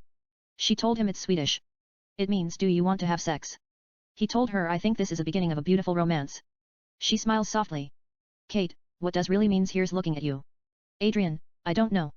Do you?" Kate, "I think it means I'm looking at you." Adrian, "Why doesn't he just say that? I'm looking at you, kid." It sounds more romantic, don't you think? You know, she might be thinking, what does he mean by here's looking at you? Did he mean he's looking at me? You know, maybe he's referring himself in third person. Nobody really knows what it means. Kate, you know the answer by heart. You just wanted to be funny. Adrian, I mean, where does it originate? That's the most important question. Rick told Ilse that a couple of occasions. The first time he told her in flashback while they were at his apartment in Paris toasting wines. Here's looking at you, kid. Here's to life. Here's to us. Here is to you. Here's to the most beautiful girl in the world that I am looking at this particular moment. He then tells her again at cafe in Paris. Here's to the girl that I am madly in love with. Later, he told her at his apartment in Casablanca. Here's to the girl I have always loved and longed for, pure pleasure of just watching you. In the end, he told her at the airport. Here's to a girl that I'll always love. I'll always think of you in my dearest memories, till the day I die. Nevertheless, it's fate. Someday we will meet again. When we do, I will never let you out of my sight. Kate, that's romantic. Adrian, humorously, I had a moment. Kate, you have a regular joke. Adrian, let me see. A man told his girlfriend when she get flu, he loved her more. When her immune system are down, when she is teary and all. There is something alluring about her. Vulnerability makes a woman so attractive. It made him want to spend the rest of his life with her. She kept getting flu in purpose. She was always sick. He didn't say anything or complain. He continued to love her unconditionally. Then one day, he got flu. She might have even given it to him. Yet she couldn't stand the idea he has flu. She told him to get the fuck away from her and broke up with him. Kate, that is funny. Adrian, guys can fall in love with girls unconditionally whether they are sick or not. Kate, is that right? Adrian, I don't know if it's a joke or tragedy. Jack marries a girl named Mary. She then gets cancer. A doctor tells her they have to cut her right leg to stop the cancer from spreading. They go to through emotion. The doctors cut her leg. Jack loves her so much. He tells the doctors to cut his right leg as well. So Mary wouldn't feel unappreciated. The doctors cut his leg. The two lovebirds sit in wheelchairs and read poetry. Their love grows stronger than before. Later, a deadly mosquito bites Mary's left arm. It got infected. The head doctor tells her. They have to cut it as well. They go through emotion as usual. The doctors cut her left arm, so does Jack. He cuts his left arm to show her how much she means to him. Jack and Mary continue to enjoy life regardless of few commiseration and bad luck. Then comes a gangster named Vincent and cuts Jack's little finger after Jack may not perhaps pay a gambling debt on time. Mary looks at his minus finger and says, "What the fuck happened to your little finger?" He explains to her, he saw a beautiful necklace at Tiffany's, didn't have enough money to purchase it. So he borrowed money from Vincent and bet on a horse named Q Heart. The horse came up short. And all that she is wrote. Yet, Jack manages to steal the necklace and puts it around Mary's neck for their 3 years wedding anniversary. It doesn't matter. Mary couldn't stand the sight of it. She left him and married a man with 5 fingers, 1 arm, and 1 leg. Kate, she is mean. Adrian, you can't blame her. They have already lost legs and arms. They couldn't offer to lose a finger. Kate, whatever. Adrian, I am kidding. You know, guys will be glad to give girls their shoulder to cry when they hurt. In the other hand, women don't stand a man who cries like a baby. Kate, that is not true. We love men who cries. There is something sexy about it. It's like Chris Penn at the Oscar. I don't know what he was crying about. But I thought he looks kind of cute. Adrian, I can cry at will while smiling. They are happy tears. I don't usually cry when I am sad. The last time I cried was when I watched Champ starring Jon Voight, Faye Dunaway, and Rick Schroder long time ago. You know, that famous scene at the end of the movie when Champ dies. And TJ, Rick Schroder, cries telling him to wake up and all. Scientists said it's the saddest scene in the history of cinema. I didn't cry when I watched it for the first time or second or third or four. I was kid. We had the videotape. My parents used to collect all kinds of classic films. Champ was one of the movies that we had. We watched it once in a while when there was nothing to watch on the television. I don't remember shedding a single tear. You know, when you are a kid, you are not supposed to cry. Everybody would think you're a punk. They pick on you. But when you're an adult, things change a little bit. It must be childhood memory. The performance of Rick Schroder. Perhaps I might have been sad inside. Champ death scene. Abundant water in my system. It was too much. I was actually smiling. But at the same time, I didn't know what happened, tears fled out of my eyes and fell down by my cheeks. I couldn't help it. Kate, everybody tells me it's one of the saddest movies of all time. But I have never seen it. I watched Term of Endearment starring Deborah Winger, Shirley MacLaine, and Jack Nicholson. It's sad. But I fell in love with Jack Nicholson's performance. I didn't really hit me. You know, I didn't feel the weight that Deborah Winger's death had in the movie. Jack Nicholson completely stole the show. Instead, Shirley MacLaine broke my heart in Billy Wilder's The Apartment. Adrian, I watched The Apartment the last 30 minutes at Billy Wilder Theatre at UCLA long time ago. I arrived late. But I read the plot and saw a couple of highlights in YouTube to borrow few idea for Madam X that I told you earlier. But I haven't seen Term of Endearment. Since you said you didn't watch Champ, we will sit with a couple of tissues and watch all of them together. Kate, what's the scariest movie that you ever wrote? Adrian, maybe 14 Ghosts. Kate, tell me from the beginning. Adrian, Ghostiville is a fictional town. It is located somewhere in Louisiana. It's the deadliest town in the world. People have tried to leave the town for centuries. But they end up getting killed gruesomely by mysterious 14 ghosts. Once upon a time, there were cold who worshipped the devil. They were sentenced by the church to be burnt at stakes after they were found guilty, including human sacrifice. Ever since the execution, they have been taking revenge on outsiders as well as the residents who are planning on leaving the town. There are also cults that worship the devil and make sacrifice to the 14 ghosts. Vincent 30, Savannah 26, and Jacob 28, who is the only person that left the town as a kid, come to the town after they rob a local bank to hide. They stay at Jacob's uncle's church James, who is recently murdered by the ghosts gruesomely. Jacob tells Vincent and Savannah about the ghosts. But they don't believe him, think it's a fairy tale, some kind of horror story. Meanwhile, 10 college students, 5 boys and 5 girls, arrive in Ghostiville for vacation. One of the girls is Lillian. She is our protagonist, looks exactly like you. They rent 3 rooms at a motel. Lillian and her boyfriend Peter share a room together. Vincent runs into Lillian at a supermarket. It is love at first sight. But they play it cool and go to their separate ways. Later, they meet at a beach party thrown by the college students. There is a firelight. Lillian looks at her boyfriend Peter. He is flirting with a girl named Cynthia, one of the college students who comes with them. Vincent and Lillian take a walk conversing. They have a lot of things in common, then take off their clothes, swim nude in a lake, kiss and make love in the water. Lillian returns to her room. Peter and Lillian argue about cheating. Peter asks her where she was. She tells him it's none of his fucking business. In the meantime, the ghosts begin to kill the college students gruesomely one by one. Lillian, who is the sole survivor of the attack, runs and comes to the church, tells Vincent that all of her friends are dead. They are murdered by some kinds of ghosts. Vincent asks Jacob what is going on. Jacob, who tries to warn them earlier, brings them to the church basement and shows them a ghost slayer machine designed by his uncle. He tells them that they have to trap them in the ghost slayer machine and send them to hell. Vincent, Jacob, Lillian, and Savannah made 3 more ghost slayer machines begin to trap the ghosts with their ghost slayer machines and send them to hell in hidden dimensions. After they sent 10 ghosts to hell, Sheriff Gage, the meanest man in town, and his devil-worshipping goons arrest them. They break the ghost slayer machines and put them at the evidence room. Luckily with help of a kind guard named Bruce, they escape from jail. Yet, without ghost slayer machines, the ghosts kill Jacob and Savannah. Vincent is confronted by the Grand Ghost. He dives into the church's pond that's blessed by Father David. It has become holy water. Vincent holds his breath for a record breaking for 1 hour while swimming under the water. He then comes out in the middle of the lake. Meanwhile, the residents abduct Lillian and make arrangement to sacrifice her to the devil and the remaining ghosts. Vincent comes to the police department, kills a couple of sheriffs, takes a ghost slayer machine from the building and fixes the machine. He then comes up to the sacrifice area with the ghost slayer machine and homemade bombs. He tells the residents to leave or he will detonate the area. Some of them leave in peace. Some of them come after him, including Sheriff Gage and his goons. Vincent shoots and kills them. He then confronted by the 4 ghosts. He traps the first 3 ghosts and sends them to hell. The last ghost, the Grand Duke, takes the body of Sheriff Gage and comes after Vincent. They have one of the bloodiest fights in the history of cinema. The Grand Duke gets the best of Vincent. He is possessed by supernatural power. Yet Vincent kills him with a bomb, detonates him into pieces, then quickly traps the ghost with Ghost Slayer machine and sends the Grand Duke to hell. Vincent and Lillian kiss intimately. The end. Kate, That's not bad. Do you have anything that's scary as hell? Adrian, Faith might be scary as hell. But I don't know if you can call it horror. Maybe it's supernatural thriller. It deals with exorcism. Kate, what is it about? Adrian, it's about a documentary filmmaker named Laura who goes to Ethiopia to do a documentary on baptism and casting of demons. Later, she finds herself possessed by demons and has to go through all the emotions. Kate, tell me from the beginning. Adrian, Laura is a documentary filmmaker. It's played by Olivia Wilde. I had her in mind.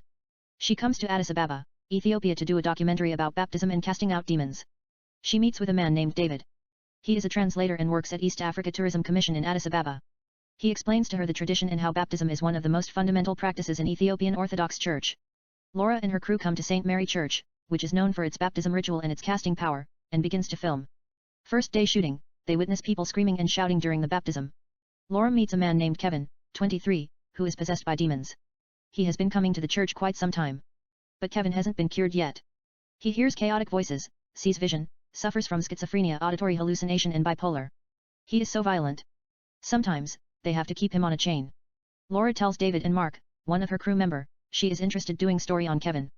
Laura and her crew come to Kevin's house and finds out he is an amazing painter. But most of his paintings are spiritual as if they were painted by supernatural force. We see biblical prophecy of apocalypse and Armageddon. I will show wonders in the heavens and in the earth, blood and fire and pillars of smoke. Laura asks him a question if he believes that he is truly possessed by demons. He says nothing. He draws angels and demons having sex before he starts screaming like hell. He then talks in tongues. He comes after Laura with a stone and tries to hit her before they apprehend him and cuff him with a chain as he continues to scream and shout in anguish. The kingdom of God has come near. Repent your sins. Laura is horrified. She walks away. Yet she knows she has found her subject. She has never seen anything that's so horrifying in her life. She also wants to add supporting story and contacts a girl named Sarah who is possessed by demons as well. Sarah is not as aggressive as Kevin. But she hears all kinds of voices, sees visions and speaks to herself, cursing and insulting. In the meantime, Laura looks at the video that she taped, people screaming and shouting during the baptism and all. She then sees mysterious spirits like creatures, demons, leaving people's bodies. Laura doesn't know what to make of it, shows the video to David and her crew. They don't know what to make of it either. Laura, David and her crew come to St. Gabriel Church and film it again. They watch the video. But they don't see anything, the exception of Kevin. His body glows like Christ. Then he dims as demons enter his body. Laura quickly turns her focus on Kevin. He is a special. Good and evil are manifesting in his soul. Meanwhile, Kevin continues to struggle in a daily base. The demons has controlled his life. Laura tries to help him even though she is doing a documentary. And she knows that she is not supposed to interfere with the assignment. She takes a pity on him. Laura asks them to give him some kind of psychic medication. David tells her they have tried everything in their power to help him. But it didn't work. In the meantime, Laura has developed a feeling toward David. One things lead to another. They make love. David is surprised that she is hypersexual. He can't keep up with her. She tells him that she might be possessed by sex demons. She is joking. But she admits sometimes all the naked people that she see during the baptize lure her into orgy. She has fantasy about them. Maybe it's nightmare. She had a dream having sex with 10-15 guys. She might need to be baptized as well. David finds it weird. However, she tells him it's a force beyond her understanding. She had no control whatsoever. They make love a couple of times. Later, Kevin's family takes Kevin to the famous Church of St. John, located outside Addis Ababa. It is known to heal people who are possessed by highly stubborn demons. Laura finds the place to be the most terrifying thing that she has ever seen in her life. She witnesses people screaming and shouting like crazy, people speaking in tongue, people who are suffering from all kinds of mental illness, etc. She then sees the departure of the demons from Kevin's soul as soon as the water touches his skin. It is miracle. He glows like Jesus Christ. Later, Laura sees a 12-year-old girl who looks like her. Laura thinks what she is doing here. The girl then disappears before her eyes. Then a voice calls her name. She doesn't know where the source of the voice comes from. She then begins to hear multiple voices inside of her head. There is a voice that tells her that she must have sex. All of a sudden, Laura gets the urge to have sex. She comes to David and seduces him. They have sex in the church. Later, David looks at her. She seems lost. He asks her if she is okay. She tells him that she sees things that is not there and hears voices in her heads. She doesn't know what is happening to her. David knows she is possessed by demons. Laura then begins to speak in tongue. She then screams in confusion. The crew gets scared. David quickly injects her with a sedator. She passes out. Later, Laura regains consciousness. But she finds herself strapped to a bed. The crew confronts David what is going on. They want to know some kind of explanation. He must know something. He tells them that she might be possessed by the Prince of Darkness. They are dealing with Satan. He has taken a hold of her soul. They will have to take her to St. James Cathedral and use as a Catholic exorcist. He won't let her go. At St. James Cathedral in Addis Ababa, a priest named Luke performs exorcism. Laura continues to talk in tongue and does weird things. She sees visions in hidden dimensions. The demons continues to whisper in her ears. Satan fills her thought with sexual desire. She gets aroused and tempts Luke to have sex with her while vigorously masturbating, touching herself, making all kinds of sexual sounds and screaming in pleasure. She becomes violent if she doesn't get what she wants. Luke can't cast out the demons. She's not really scary. Actually, she is extremely sensual and inviting. She is possessed by sex demons. She glows in erotica. She doesn't want to put a cloth. She is preferred to be nude and touch herself like nymphomaniac. It looks like a pornography. Luke calls the Vatican to help him. They send a young priest named Antonio. Meanwhile, the crew continues to film. Laura becomes the main subject. Jessica, her assistant, takes over the filming. Antonio flies to Addis Ababa and tries to cast out Satan and his demons out of Laura's soul. She easily seduces him. They find themselves in sex paradise in hidden dimensions. We see all kinds of angels and demons and humans engaging in all kinds of sexual activity. Antonio and Laura have real sex with all kinds of sexual positions. We see everything, the penetration and all. Her body catches on fire without burning. She reaches a major orgasm. All the demons then leave her. The hidden dimension disappear. In morning, she finds Father Antonio next to her. He kisses her lips, gives her a cross to keep it with her all times and returns back to Vatican. She is healed. Later, Laura visits Kevin. He has been doing well and painting amazing pictures. He does a gallery. Laura tapes the event. In the meantime, Laura and her crew turn their focus on Sarah, who has also been cured and is getting married to a man named Theodrase. At the wedding reception, David asks Laura to dance. They dance slow and kiss. The end. Kate, that's interesting. Adrian, I saw Olivia Wilde in the trailer of The Lazarus Effect. I have not seen the movie yet. It's supposed to be a group of medical researchers who develop a serum named Lazarus that is able to bring the dead back to life. I read the review. Rotten Tomatoes gave the film a low score. But I have always liked Olivia Wilde. She is erotic. I just put the pieces together in a blink of an eye. Kate, am I erotic? They exchange soft kisses. Adrian, you are sexotic. But I don't want to use you in these kinds of films. You are like Audrey Hepburn, the fairest them of all. Kate, what's that supposed to mean? Adrian, your eyes are dreams out of a fairy tale. You have that beautiful innocent look like Audrey Hepburn. But that might be a cover. You are the sexiest woman alive. Kate, that's quite compliment. But what's sexotic? Adrian, someone who gives you an intense orgasm deep at the core of your soul by depriving the heart of oxygen when you just look at her. Kate, that's what I thought too. They exchange soft kisses. Kate, anyway, I like Faith. I think Olivia Wilde will be amazing. I'm a big fan of her. But I doubt if she is going to have real sex in the big screen while her body is on fire. But who knows? She seems freak. Adrian, I actually saw her walking on the street. She said hi to me and gave me a wink. I thought she might have mistaken me with someone she knew. Or maybe I might have given her that smile. You know, when you see someone beautiful, you fall in love for a second. It seems eternity. Time stops as you know it. Your soul leaves from your heart and glows in your eyes. It happens when you expect it the least. The person notices it and says hi just to be nice. It happens to me a couple of times. Later, I saw a clip in the change-up by accident. She said, just sit the fuck down. I shower, I showed up, I am starving. I can use a drink, as if she were daring me to do something about it. I thought she was looking for a trouble. She might have got one. It's up to her to go all out or nothing. You know, I thought about adding the stigmata of Christ on her body and all. But I just kept it natural. Kate, you should add stigmata of Christ like spell that screenplay I read. It sounds seductive. Adrian, I'll think about it. But I have used stigmata of Christ a couple of times in some of my screenplays. Regardless, when I run into someone from the show business, I always end up writing something exciting. Like one time, I saw Amber Heard at a shopping mall in Malibu. She looks at me a little bit weird but seductive. I wrote The Fast and the Beautiful. You know, at the same time, I saw The Fast and Furious on billboards nearby. I think it was 5 or 6. I don't remember. It was a while ago. Kate, what's it about? Adrian, new breeds of thieves are making their presence felt. They are motorcycles gangs. They call themselves Kiss of Death. Not only they are the fastest, but they are also incredibly talented. It consists of Patrick, Veronica, Jimmy, Tim, Lola, and Tony. The gang is led by the notorious Patrick. They come to a commercial bank, take millions, and get away successfully after breathtaking chase scenes. Next, Agent Rita, FBI, contacts Isaiah, who quit the agency and became a stunt writer in Hollywood. She tells him about the gang and asks him to go undercover. Isaiah tells her that she is crazy. He is done with FBI. He is planning on living for a while. She laughs at him. He's a stuntman jumping through fire and all. She tells him just to look at the file. She shows him the photo of Veronica, played by Amber Heard. She is the most beautiful thing that he has ever seen. He quickly changes his mind and agrees to go undercover. Rita knows him better than anybody. She tells him, let's get down to business. Isaiah sees Veronica and Patrick for first time at X Game event hosted by Patrick. It's unbelievable. We see all kinds of world-class motorcyclists doing all kinds of motorcycle tricks and jumping through fires.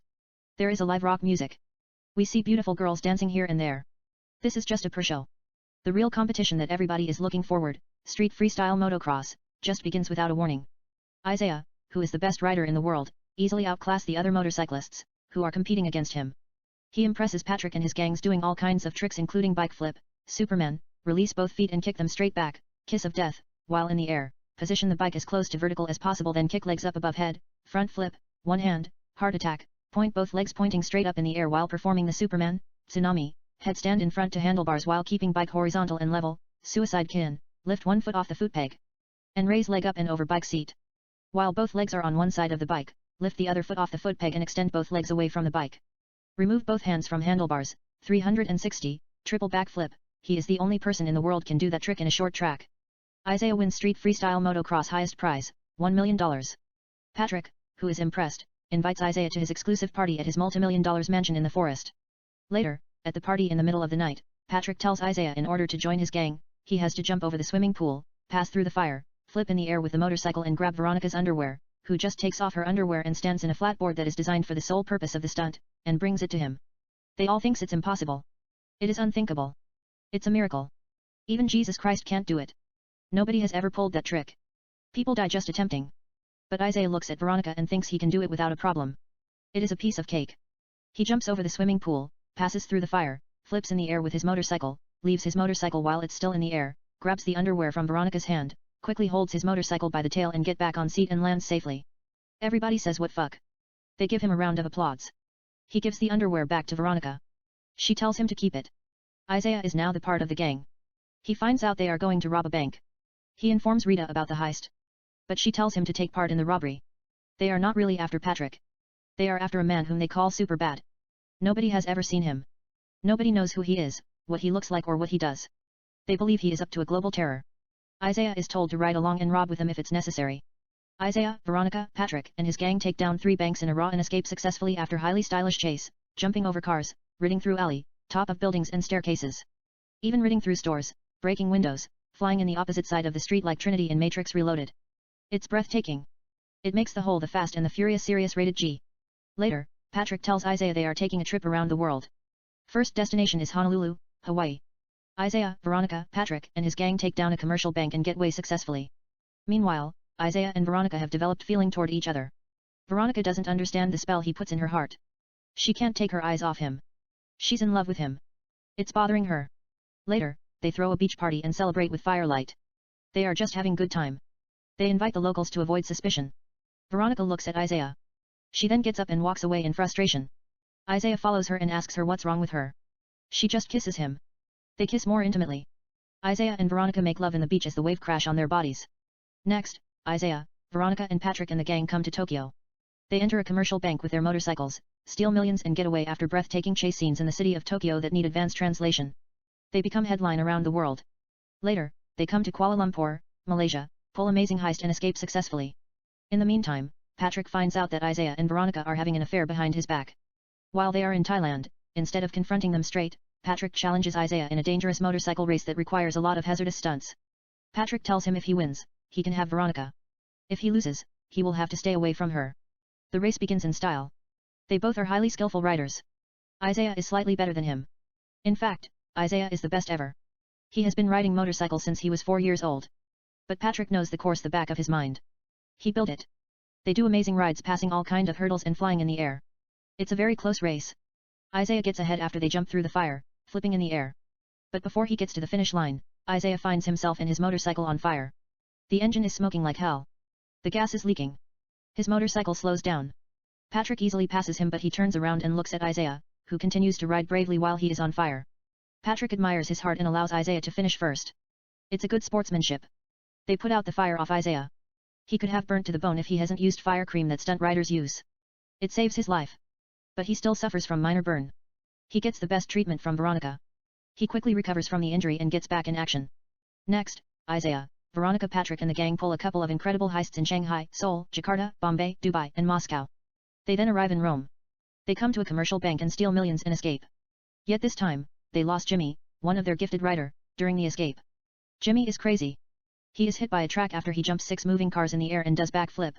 He dies on the spots. The gang mourn over the loss. Patrick tells them life goes on. They come to Paris and take down a commercial bank. However, they face the toughest challenge. The entire Paris law enforcement agents are waiting for them. The cops kill 2 members of the gang, Lola and Tony. Yet, how prepared Paris officials are, they have never seen 2 of the most amazing motorcycle riders, Isaiah and Patrick, in the face of the earth. If God made angels with wings, he must have certainty created them with motorcycles. They toy with the cops with mind-boggling motorcycle skills. We've never seen anything like these in the history of cinema. In the meantime, Veronica, who is badly injured, barely managed to escape. In the other hand, Tim, who is critically injured, is arrested by the French police. Yet, Tim dies in the hospital before the French police have a chance to ask him any question. Isaiah, Patrick, and Veronica come to London. Isaiah tends Veronica, who endured a couple of fractions. She just tells him to make love to her. They make soft, beautiful love. Later that night, at the club in London, Patrick introduces Isaiah to his new gang that he has saved for the London job. Isaiah, Patrick, and his new gang take down 4 banks and get away in one of the most spellbinding motorcycle chase scenes ever filmed. Isaiah, Veronica, and Patrick and the new team come to New York City. Patrick introduces Isaiah to a man named Leo, Superbad, as they hand him $5 billion that they just stole. There is a party in progress. Patrick tells Isaiah that Leo is in the middle of designing a satellite that will send mass-destructive antimatter from space, which will bury any continent into the bottom of the ocean at a click of a button. He is planning to sell the weapon to China for $200 billion. Leo shows the weapons to a couple of China officials and other potential buyers around the world. Isaiah contacts Rita and tells her who the Superbad is. In the meantime, one of Leo's men finds out Isaiah is undercover. Leo instructs Patrick to kill Isaiah. Patrick and his gang take Isaiah outside. Patrick points his gun at Isaiah's head. He is thinking about splattering his brain at the spot. However, Patrick has a lot of respect for Isaiah. Instead, he tells his gangs to leave them alone. Patrick challenges Isaiah in a fist fight. It is on. They go at it. Patrick beats Isaiah mercilessly. He is a superior fighter.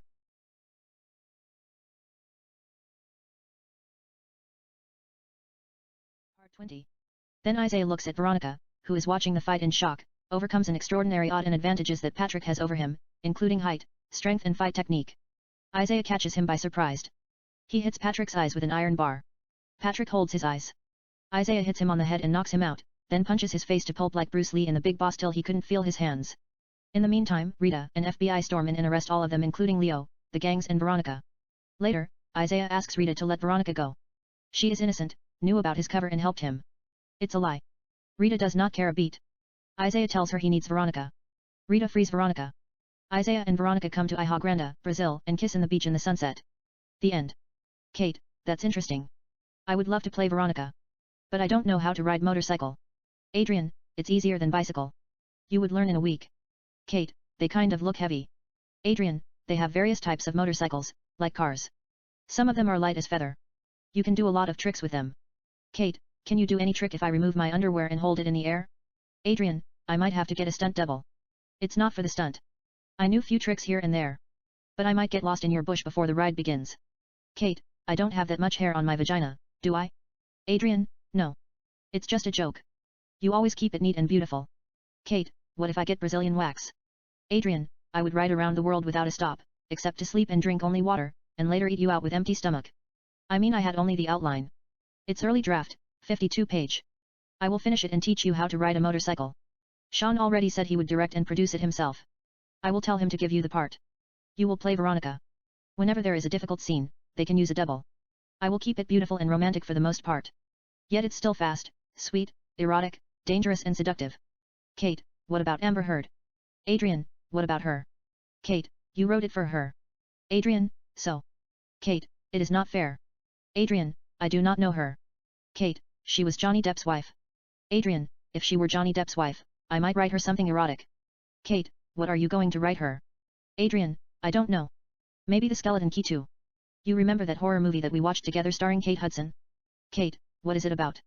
Adrian, I am always fascinated by weird things like voodoo and transferring a soul into a younger body. I might use Amber Heard. You know, I might change the title to Superstition. I have already wrote the synopsis and plot. I didn't really have anyone in mind. Kate, what's it about? Adrian, New York City, Jonathan is a private investigator. A man named Richard in his late 70s hired him to investigate the disappearance of his granddaughter Rachel. She was a graduate student at NYU journalism major. She had worked at a couple of television stations New York City here and there. She then starts working for Channel 4 as an investigating reporter. She was working on a secret society called Illuminati. She suspected they might be involved in criminal activities, then disappeared from the face of the earth without a trace. Jonathan questions every person she might have talked to, her friends, family, co-workers, bosses, and others. But they all tell him they can't help him, don't really know her. She didn't talk to anyone, or discuss about the subject, which might have jeopardized the investigation. She has dated a couple of guys here and there but nothing serious. Her relationship had never lasted more than 3 weeks. It could be the nature of her work. Rachel didn't trust anybody, was not supposed to trust anybody trying to uncover a major sex scandal involving important people deep in the system who are the member of Illuminati. Meanwhile, Jonathan notices 2 men have been following him for a while. He ignores them and continues to gather information. He then finds out a man named Robert was the last person who saw her alive. Rachel and Robert were dating. Robert works at New York Stock Exchange as a broker. Jonathan asks him few questions, wants to know what happened to Rachel. Robert tells him that they went to New Orleans for Mardi Gras.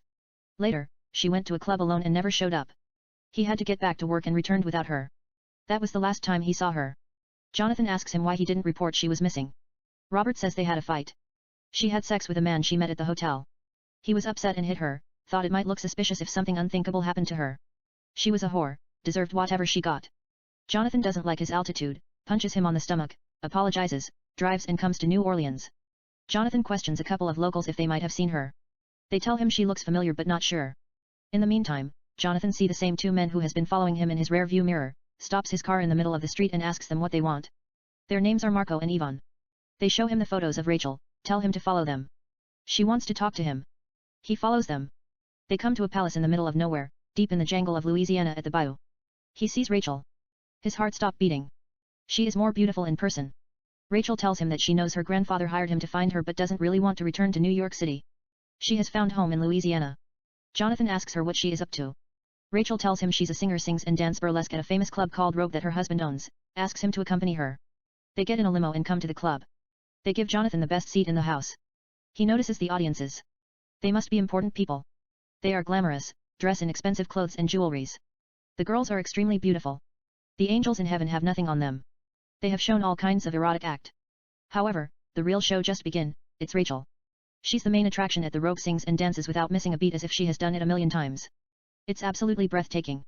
Jonathan is blown away, has already been attracted to her but this is beyond his expectation. The act is seductive, energetic, erotic, and lascivious. It's like Catherine Zeta-Jones in Chicago and Nicole Kidman in Moulin Rouge, except Rachel doesn't hold anything. She just gives one of the best performances in the history of cinema. Later, the place is literally empty. We see a couple of customers here and there mingling. Jonathan and Rachel talk about life here and there. In the background, jazz music plays softly. He praises her performance, asks her if he's a prisoner. She says he can go if he wants to. Yet her husband might not be home for a couple of days. Marco and Yvonne work for her husband. He notices that they are carrying guns. Rachel tells him they won't say anything. She admits it gets pretty lonely sometimes and Jonathan can hang around there for a while. Jonathan tells her that he must return to New York City. If she wishes not to be found, he'll tell her grandfather she is dead. Rachel thinks he might be lying, promises him to triple whatever that her grandfather is paying him. Since he's supposed to be looking for her, he might as well stay at the house till her husband returns from Paris. Rachel tells Jonathan he is like her personal assistant. He says he doubts it, perhaps a gigolo. She asks to stay for a few days. Jonathan thought he has nothing to lose and reluctantly agrees to stay for few days. But the truth is he's attracted to her. He feels she has this sexual energy he can't explain. He has already dreamed about making love to her day and night ever since he started looking for her, and knew he would find her. It's like some kind of sixth sense. Jonathan and Rachel come to her house. She shows him the guest bedroom. He holds her hand when she is about to walk away, pulls her closer and kisses her lips. They kiss more intimately. He then slowly removes her underwear and kisses her private part over her dress seductively.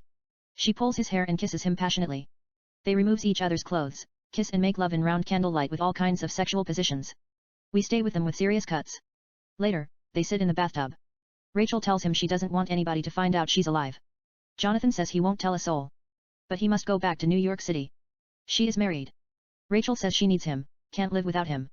Jonathan tells her he would love to hang around and watch her perform but he isn't used to sit around and do nothing. His mind is always occupied with something. She promises him he will have the time of his life. They kiss and make love all night. In the morning, Jonathan and Rachel have breakfast. It's almost afternoon. There is a young maiden named Lolita. She is pretty attractive. She seems a little bit nervous, looks at Jonathan as if she is in love with him or something. Later, Jonathan and Rachel go to shopping. He asks her why she left New York City, her family, friends, and her works. She tells him she does not want to talk about it. Instead she makes him promise not to talk about her past ever. Jonathan at least wants to know what she was investigating. What is this secret society, Illuminati, and sex scandal were about? She tells him it's nothing serious. Life is much bigger than Illuminati and sex scandal. They buy groceries, cook all kinds of delicious foods, make love in the kitchen, sit in the bathtub and eat what they cook. Later, they come to the club. She sings and dances like Madonna's Vogue and material girl, but there is nothing material about her. She is absolutely provocative. Out of this world. Jonathan can't take his eyes off her. Then when we think we might have seen everything, the floor fills with smoke. Out of nowhere appears a mattress. She removes all her clothes and begins to touch herself sexually as she dances and sings. Then comes male and female dancers touch and kiss her sexually as they dance. It is an erotic performance. The audiences in the club are taken by the performance. Jonathan and Rachel then come home and make passionate love. In montage, we see Rachel dancing at the club. She does all kinds of erotic performances that have never seen in cinema. She takes it to the next level, including BDSM dances and sadomasochistic acts. Jonathan watches her in awe. They come home and make love. They go to shopping, buy grocery and cook. They dance slow, kiss and make love. Later, they take a boat ride on the lake. He reads her poetry while she is lying on his chest. The boat is floating in the middle of the bayou. It is romantic. They seem lovers. Jonathan might have forgotten she has husband, doesn't wanted to be separated from her. She is in love with him as well. They talk between soft kisses and kiss French. Later, Jonathan notices Lolita, who has always looked concerned. She is trying to tell him something. This is not the first time. She has always wanted to tell him something. But she never says anything. She is pretty young and beautiful. Maybe she has a crush on him. Then one day, Lolita leaves a message in Jonathan's food written on a piece of paper as she serves him. Jonathan hides it. Rachel suspects there is something between them. Jonathan doesn't want Lolita to get in trouble on account of him. Rachel might fire her. Jonathan looks at the message. It reads, "Leave this place as soon as possible if you want to live longer." Jonathan doesn't know what it means. Later, he runs into Lolita in the kitchen. He asks her what she is trying to tell him. Lolita says not to mind her. She doesn't know what she is talking about. She pretends to be busy cleaning and putting things away. Jonathan knows that she has a crush on him. Yet, Lolita is nervous as hell. She begins to speak to herself. She is stupid. She should have kept silent. She can't help it. He's handsome, it's not fair. She thinks she is in love with him. She continues to talk to herself like a madwoman. Jonathan doesn't know what's going on. In the meantime, there is something seductive about Lolita. It's pure raw sexuality. She is young. Her breasts are showing. They are tender. She is extremely alluring. Jonathan gets closer to her. She gets closer to him. She is breathing heavy, deeply in and out down by his lips as if she is standing in front of God and the Prince of Darkness at the same time. She doesn't know if it's love, lust, sin, passion. Whatever it's, she wants it and she wants it bad, as if she is begging him to take her soul away. They kiss passionately. Jonathan tears her cloths and kisses her breasts. He has wanted to make love to her ever since he saw her. He grabs her buttocks and places on the kitchen table. He slowly removes her underwear. He kisses her lips and enters her. He then bends her and fucks her doggy style. We see the penetration and everything as she screams with pleasure. It is porn. He then pulls her hair and kisses her lips passionately. Her lips are bleeding. We don't know if it comes out of her lips or her tongue. He must have bite her lips in the moment of passion. He continues to enter her. It is raw. She is making all kinds of sexual sounds. They reach climax. He comes inside her. They kiss passionately. She then tells him that he must leave. It's not safe. This place is cursed. But before she tells him everything, Rachel walks into the kitchen. She gives Lolita a look to leave them alone. Lolita walks away silently. Jonathan tells her it's not what it looks like. She is married. Rachel tells him that she understands. It's not a big deal. She opens a drawer, grabs a whiskey and pours the liquor into 2 separate glasses and hands him a glass of whiskey. Jonathan takes a sip and asks her what Lolita is talking about. Rachel tells him nothing is what they appear to be. She is not what he thinks she is. In the meantime, he has a big headache. The house is spinning around him. He is poisoned. He collapses and falls unconscious. Later, when he regains consciousness, he finds himself lying on the floor. There are candlelight around him. He can't move a muscle. What's happening to him? He sees Richard, Rachel's grandfather, looking at him down. Rachel is there as well. She tells Jonathan to meet her husband Richard. He is not her grandfather. He is her husband. Jonathan thinks, what's this? Is this some kind of freak show? He wishes it's a freak show. They are about to extract his soul and put it in Richard's old body and place Richard's soul in his young body. They are already drawn the Devil Star. Rachel tells him they have been doing this for a while. Her real name is Jennifer. The case that Rachel had been investigating about Illuminati wasn't really about sex scandal. It's about hoodoo. None of the Illuminati are from the present. They're people from the past. But that's beside the point. Even little Lolita here is not what she appears to be. She was a slave. But they need someone that they trust to do the housework. She hasn't said anything all these years till she met him. She must have developed a feeling toward him. She can't blame her. He is handsome. She handpicked him herself when she saw him in New York City. Lolita will take care of him for a while. Later, they complete the transformation. Jonathan is trapped in Richard's old body. He remains drugged. They have put him in a wheelchair. He can't feel him muscle yet. Lolita is taking care of him. She tries to feed him with a spoon. But he shakes his head no. He doesn't want to eat. She puts the meal aside and kisses his lips softly. Tears falls down by her cheeks. Richard, who is now in Jonathan's body, looks at them and feels a little bit pity.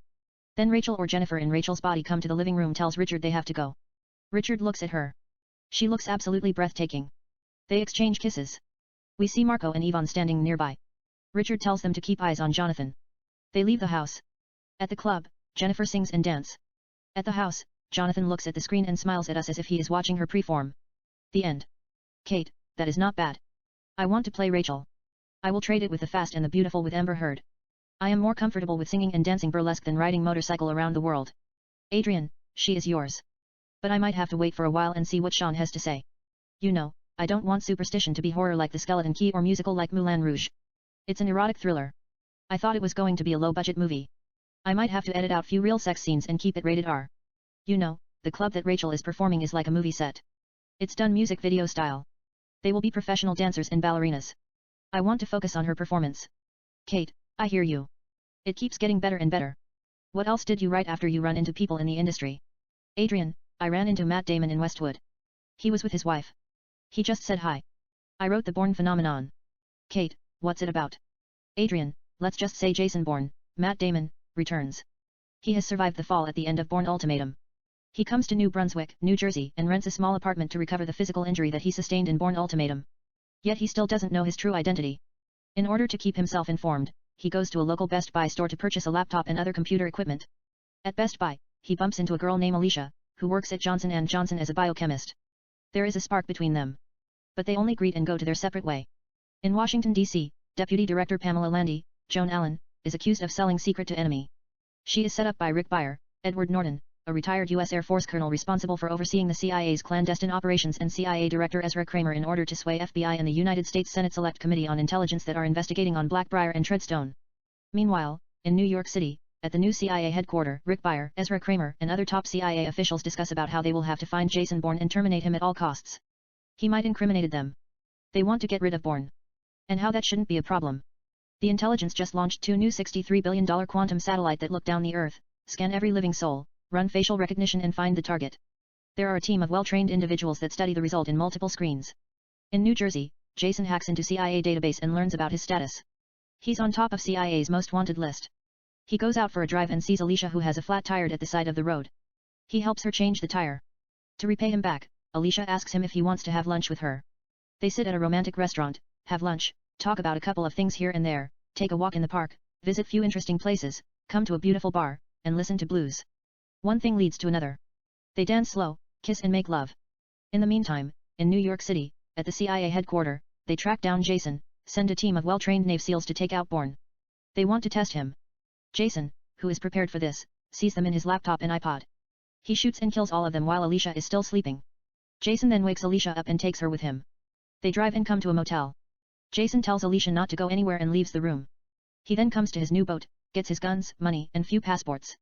Yet they track him down with the satellites. They have already got Alicia.